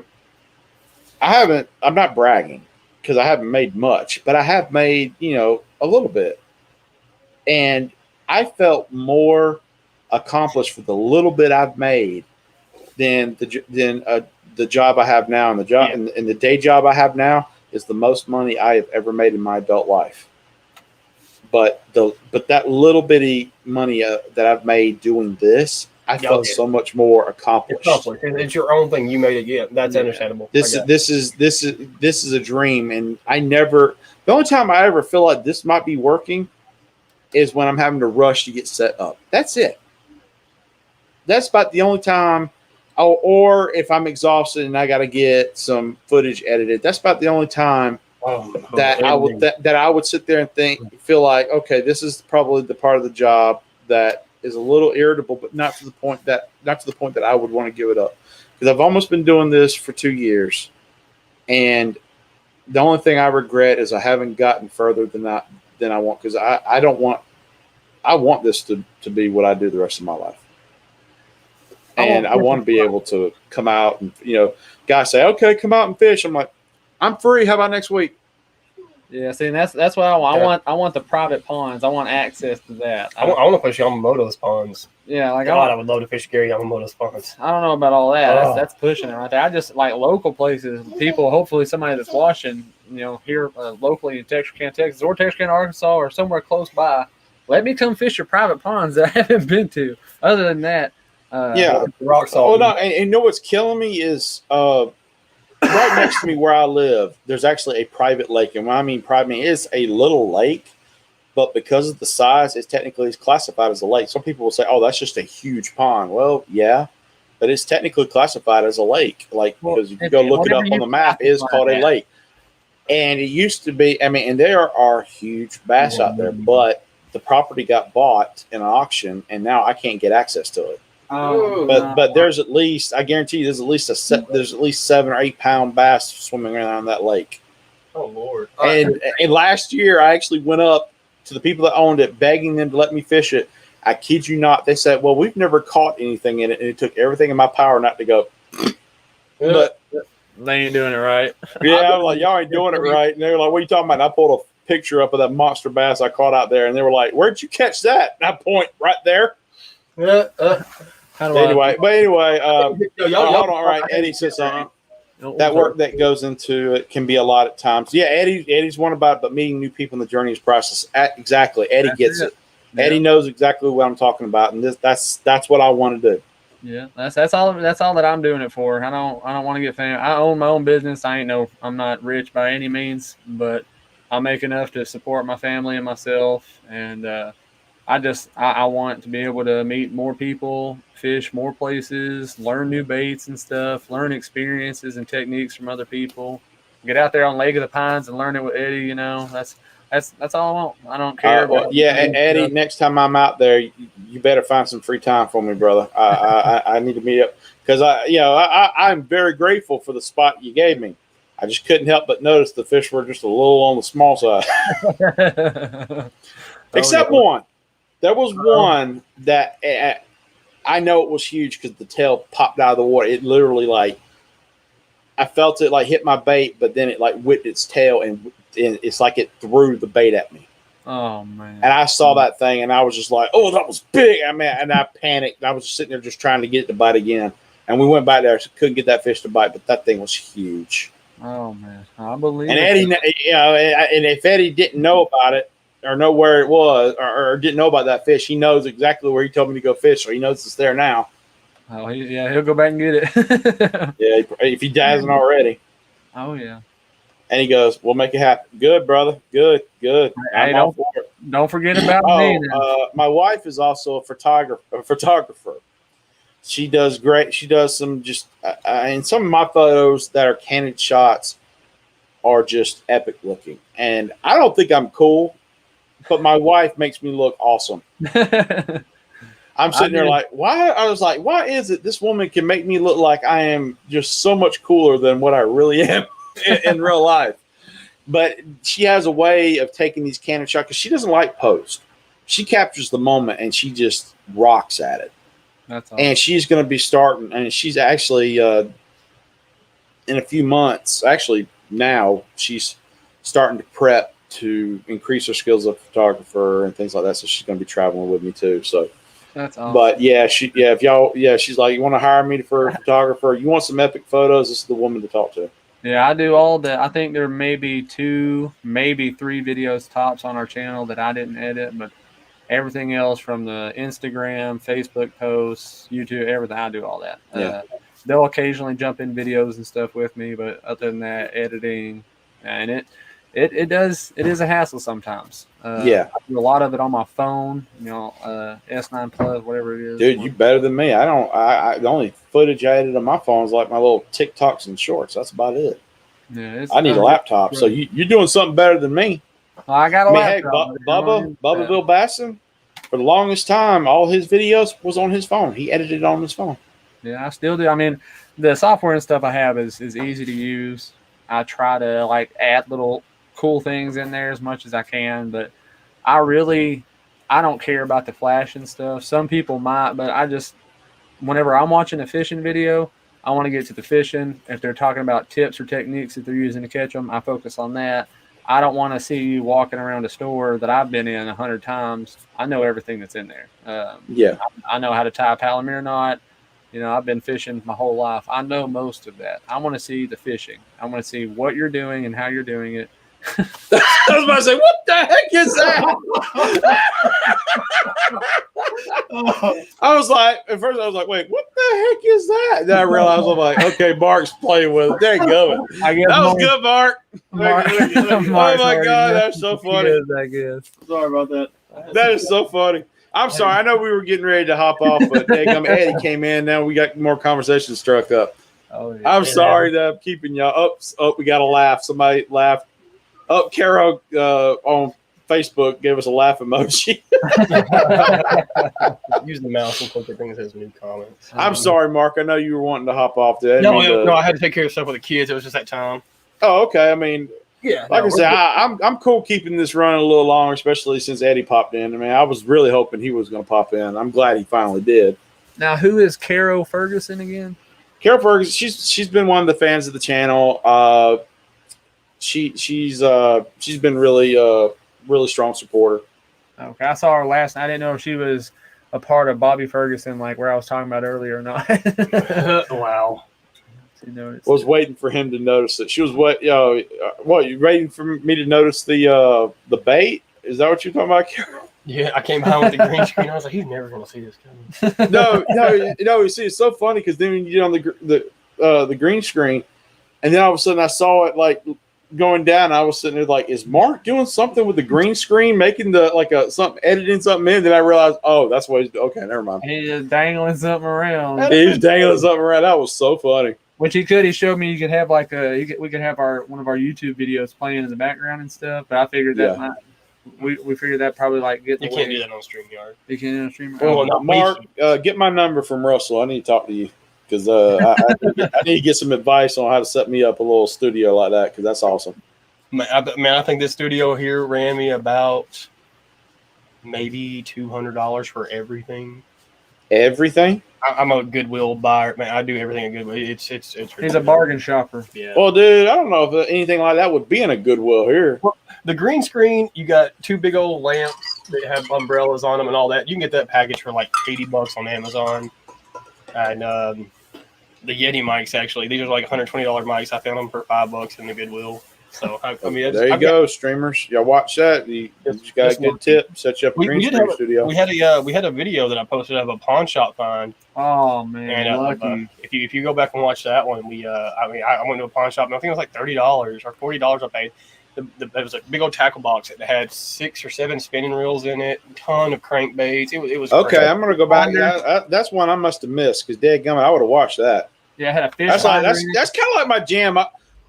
I'm weird. I like watching those shows that, I like watching Storage Wars or things like that. I love seeing that kind of stuff, even though I know some of it's fake, some of it's real, but I still love like that treasure hunting kind of stuff. Yeah. My wife, she manages a store, a storage unit store, so I know I get to know when the auctions are, and so I'm inside scoop. Yeah, I find a lot of stuff. I was about to say, you run into Lunkers. She's kind of big into that too.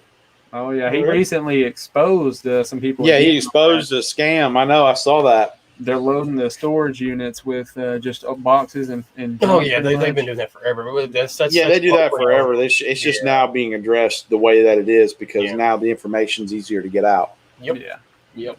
So no, I'm very aware about like that scam. But yeah, I mean, $15,000 scam per $15,000 for a unit. Yeah. Ooh, man, I'd have lost my mind. And it's so funny because he was so calm, cool, and collected, but the guy that was with him, that guy was raging. No, I can imagine, man. Well, the other guy, Lunkers was so calm, cool, and collected, and I love what he said. He goes, "I ain't mad at you now." He goes, "But I'm going to let you know I do have a following. It's going to hurt afterwards." Oh yeah, and that's the thing, and I think that's why he wasn't too worried about it because I don't know anything about really the other guy, but I know Lunkers. He's pretty well off, so Oh, he's very well off. To him, that was kind of a thing for a video, so he probably wasn't too focused on the money. He was mainly focused on the idea of the video and stuff. And then that took place. So he probably ran with that, and the thumbnail or title of that video alone would get a mass amount of views. So he probably ate that up like cake. Yeah. My wife is kind of a bargain shopper too. eBay and yard sale sites have good deals too. She's already started Christmas shopping, and man, she's finding like $100 clothes for like $20. What do you think that is? This was $3. It was $3 at the Goodwill. Oh, it's one of the telescoping rods. Yes, that's what you need in your truck, man. I do, man. Holy crap, I do. And that thing's nice too, man. It's nice. How long is it? Like 6.5. It'll say it on it. You can't even see it from this. I mean, you won't be able to see the whole thing. It'll say it down there. What's on the packaging? My sponsor might have an issue with it. 6.7 foot. My sponsor might have an issue with it. 6'7". Hey, tell them to get on that telescoping bandwagon, man. Dude, they're I mean, honestly, I would, but they're kind of more primarily focused. I mean, their rods are awesome, but I mean, they are like their tournament stuff and deep sea fishing stuff. Yeah. I mean, they're big on that. I mean, because like Trevor Fitzgerald, I think him and his dad own this company. And when Trevor's not fishing MLF or the Bassmaster Elite, he's like, I think like his, I want to say like, I'm not entirely sure. I don't think it's his brother. I think it's his cousin or somebody related to him that has a deep sea guide. And he's always posting like snappers, amberjack, just so much. I'm like, dude, when are we doing this? And I don't think, he never responds because he's so busy, but it's so funny. I just like, dude, I want to go fish that so bad. You see, as a guy that makes rods, yeah, man, I tell you, the bottom from the rod, 30 inches up, put a measuring tape on the rod, so you always have a measuring tape there with you. Tell them to do that. We need somebody to do that. Yeah, to actually have the measurement on the rod, so you can measure pick your fish right up, and it's always there. I mean, it's something that all rods need now. Yeah, dude, you should have said, dude, don't say that on live. You're gonna make somebody rich. Right? I want somebody else. Hold on, Michelle Land. Yeah, the daily deals, man. That's Mark. We'll hit up all the garage sales. All right, is Michelle our sister? Yeah, she's y'all's sister. Okay, because I saw another name, but now I see. Okay, that is y'all's sister. That might be There's a cool store called Daily Deals in Texarkana too. Yeah. Oh yeah. Awesome. I was there today, and it was restock day. I think that was more meant for Christina on that one. My wife. I was gonna say, actually, this webcam we're using was bought there today for $8. Really? Yeah. Wow.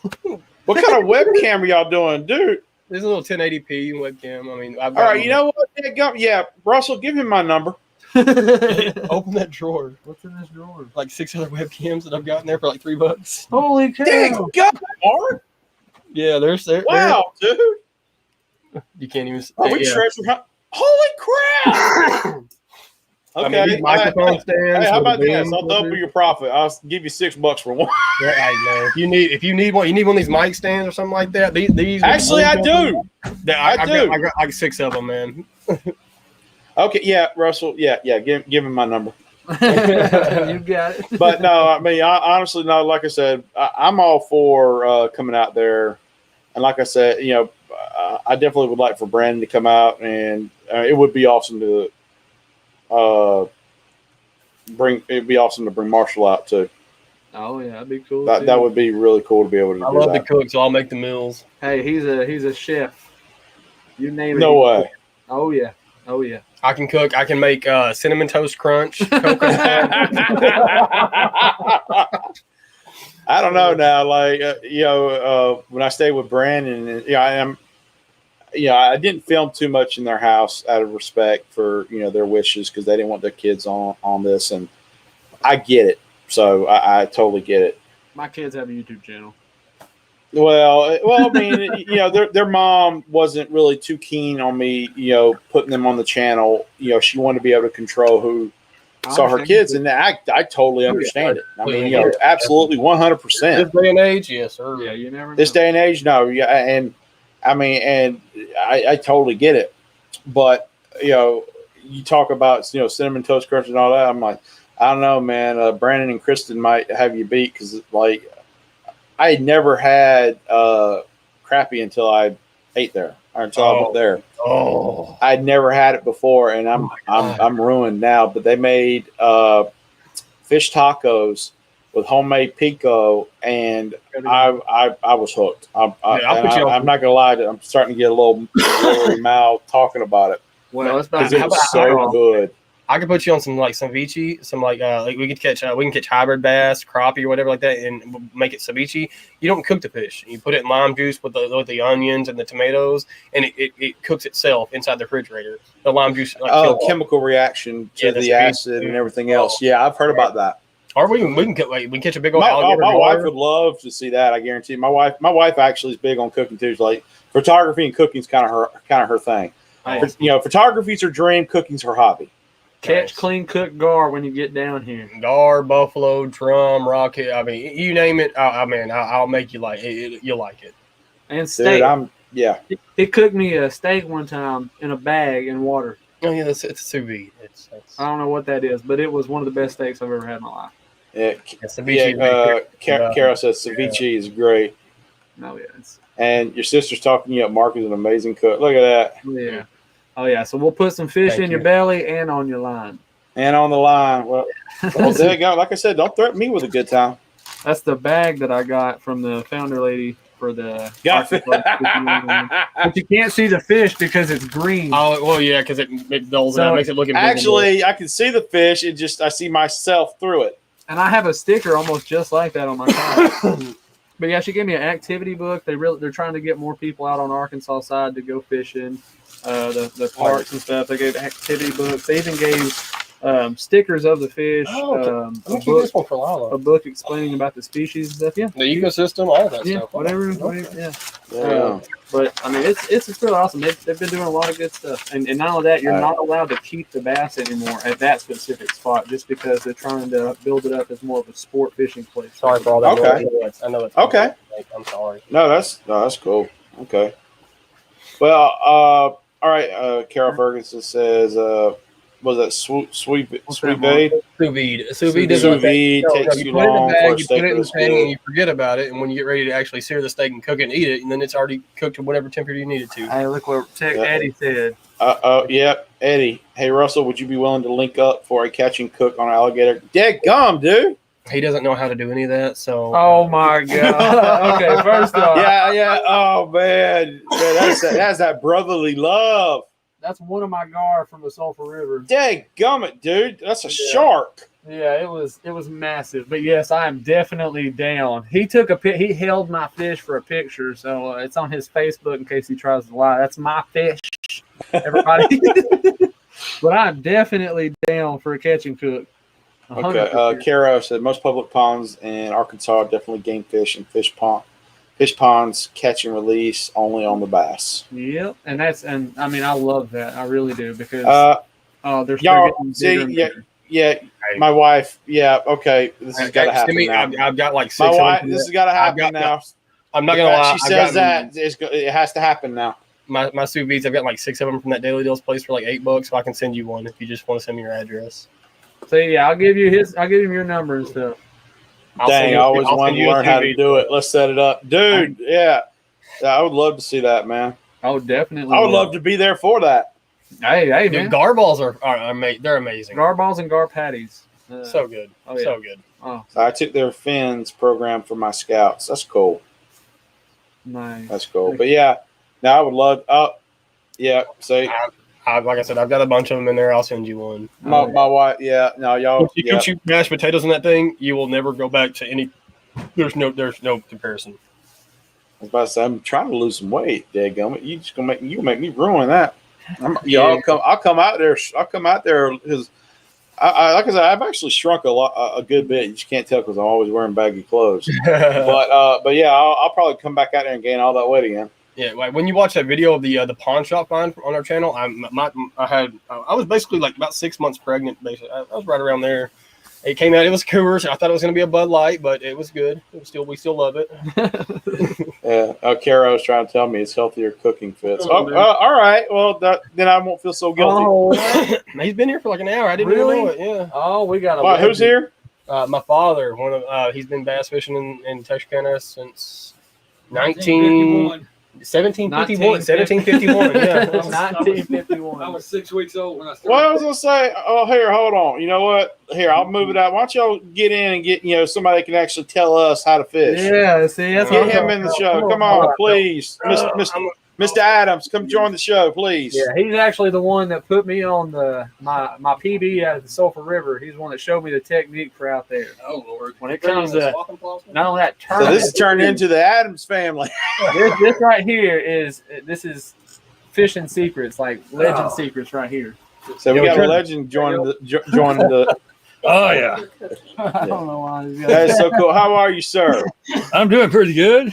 That's great. I appreciate you coming on and talking to us. Oh, I didn't even think about coming around. Well, man, hey, I'm all for hearing someone that's got more wisdom than I do, because I'm, that's one of the reasons why I do this. And then they tell me that you were back there. I'm like, well, get him on there, crap. I mean, I know y'all can catch fish. Let's get someone on that'll outshine us. Yeah, it's I try to teach them a little bit from time to time. Oh, yeah. How many double digit bass have you caught? Oh, not enough. Not enough. There we go. Not enough. There we go. I like that. I like that expression. I'd be bass if you caught not enough. That's all you need to know. I said, how many double digit bass? Oh, double digit bass. Yeah. Oh, okay. Yeah. Oh yeah. Well, but he can still come back and go, how many bass have you caught? That's Because he can just throw that back at you. How many double digit bass has he caught? Well, not enough. But how many bass have you caught? Because I guarantee you, I got you beat. Yeah, by a day or two. Yeah. Yeah, But no, so you teaching these fishing legends here. You taught these fishing legends how to fish. Anything you would want to throw out there to I guess you would say the newer generation of fisher, anglers and fishermen that are coming up, because you can never get enough wisdom from people that have been doing it longer than you, or longer than us or some the newer simple generation. wisdom is that you can't get enough time on the lake. That's where it really all happens. Just consistently just getting out there and looking and all this new technology. I'm just looking forward to playing with some of it this fall and spring. Oh yeah, no, I'm upgrading. I don't know if you saw it. I posted it. I just got a drone to increase the shots, but I'm still blown away by that. I mean, I'm all for adding new technology, but I still get blown away by how everything increases. But I mean, like I say, you still can't put a price tag on someone who's been who's got the wisdom and the years that you can sit there and bring in KBD, but someone that's been fishing longer than him. I mean, KBD might have been winning some tournaments, but he ain't gonna have the knowledge of someone that's been fishing longer than him. Now, I've been fortunate. I've won a few $1,000s over the years. Dadgummit. Heck yeah. Oh yeah. He's the one that's actually getting me on the tournaments and stuff. So hopefully I'll actually I'll do some pretty good in them. No, that's awesome. No, I mean, I haven't I've only had one tournament winning, and that was 5 years ago. Oh yeah. I mean, I've been in a few tournaments, since then. I was in a few last year, and I think one or two this year. But I mean, like I say, it's not primary. Well, I mean, I probably would be in more if I owned a bass boat. I hear you. But 5 kids is expensive, so that's. But whenever my teenagers want to come up and go, I could have had this. I said, well, I could have had a bass boat. Go away. Yeah, really. Yeah, But, my dad started out fishing Saline River north of here with a Fluger Supreme, and the line, whenever you used it during the day, you had to come home and stretch it out and dry it out at night to keep it from rotting. That's how far back I go. Oh wow! Wow. Yeah. No, I've never heard of anything like that before. That is crazy. Yeah. I haven't either. That is crazy. I was born in 51, and in February and in June I started fishing. We were on Little River, and Mom and Dad were catching crappie, and they stuck a pole. Mom stuck a pole in my diaper, and I started fishing about 6 weeks old. That's so cool. I gotta get that limit for the whole family. There you go. That is have so meat. cool, man. Oh, that is so cool. I got to remember that one. There you go. That's so awesome. Yeah, we had Tuesday night tournaments on Patman out here back about 15 years ago. My partner and I, we had about a 10-week span where we won either first or second place. No kidding. That's What's the biggest largemouth you've ever bagged, sir? I don't know, somewhere about 11 pounds, I guess is all. Is all. Hey, no, he's got my PB beat. Same here. He's got my PB beat by a pound, pretty much. Holy crap! I had a video when I was like 7 years old. We were fishing for crappie on Patman at night, and I had one somewhere a little over 10 pounds that bit at night. Yeah, God. Long No, time. I need to do some night fishing. I mean, I haven't had a chance to go like in a long time. Yeah, we fished. My fishing partner Kenny and I used to fish Fork at night, and we fished around this island, and it had a little slot through there, and you had jump in just a half-ounce jig with a little blue and black and blue is what it was, and bounce that sucker along, and every once in a while you get a bite, but it wouldn't be just a bite. He would rip your arm off practically. We've lost poles On bass. on black bass. I'm serious. I'm telling you, man. I got a few stories. The Sulphur River, the biggest. But dadgum, you know what? Next time we come on, y'all need to put a couch there and make sure you got your dad there too, because you two are a riot, but it'd be hilarious to have him there, to join in and chime in. But dadgum, we're the comedy. But no, just wow, black bass ripping the dadgum. Yeah, it's something whenever you have your pole ripped out of your hands. I think we have. I can't remember. Marshall said. I think he said we have 6 or 11 species of black bass here in Georgia. Hmm. I'm trying to remember what he said. Like I'm trying to remember the number. Hold on. Let me go back and check his comment. I'll pull it back up because we were talking about it and we started talking about the fishing species of bass and things like that. But yeah, like Georgia does have like several species of black bass here, and it's crazy because I fished largemouth and pretty much anything else that would bite, but I've never really, I guess you say, targeted a different species of bass until I can recently. See Mark. Like I said, I just caught my first shoal bass, and I've never fished a river for bass. I mean, for catfish, brim, yeah, I've done that, all my life. But I love river fishing.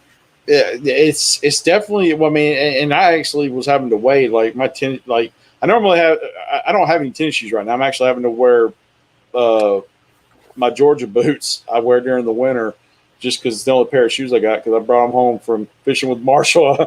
I handed them to Christina. Said, okay, just here, just do what you can with them. She looked at me and just said, I could burn them. Mark. We're gonna have to go ahead and call it. All right. Well, guys, thank you so much. I mean, we've had probably the most consistent viewership on this stream tonight. I mean, we've actually, we've had like a higher number, but this has probably been the most consistent viewers we've ever had. And this was an amazing stream, and I would love to do this again. And definitely make sure y'all have it set up where your dad can come on again too, because I'd love to. We'll pick out a new topic, and actually, you know what? Why don't we get this set up and let him pick the topic out? There you go. Actually, dangerous. well, I mean, babe, but you probably dump a lot of knowledge on us. But still, guys, thank you so much for coming on, and everyone else, thank you so much for watching. Please make sure you go check out Optimized Outdoors channel. They got some awesome footage, and, especially getting to see like the flip flops when he's pulling in 6-pounders. Sorry, I had to take a jab. Sorry, but yeah, definitely go check out Optimized Outdoors, guys. Make sure y'all go over there, subscribe, and show them some love. Make sure you're also following their Instagram too. They whenever they do post, they always have something great, and I can't recommend them enough. And like I said, definitely gonna have to have them on the show again. Maybe we get y'all on, and maybe have someone else on. Maybe get Marshall to come join the channel or come join the conversation next time. Oh yeah, get Briley in with us too eventually. Oh, that'd be great. No, honestly, I would love it if we could actually get Alex Rudd in talking about this, because that would be great. Because I had him on once and it was fun. Had him on with Marshall, but I would love to actually kind of bring him in and talk about fishing out in the Mid-Southwest. That'd be awesome. I'd be down. That would be awesome. Well, anyway, guys, thank y'all so much for coming down, and I appreciate y'all doing it. And Russell, I will be in touch with you, brother. All right, man. Thank you so much, guys. Y'all have a good night. God bless. We'll see you at the next one.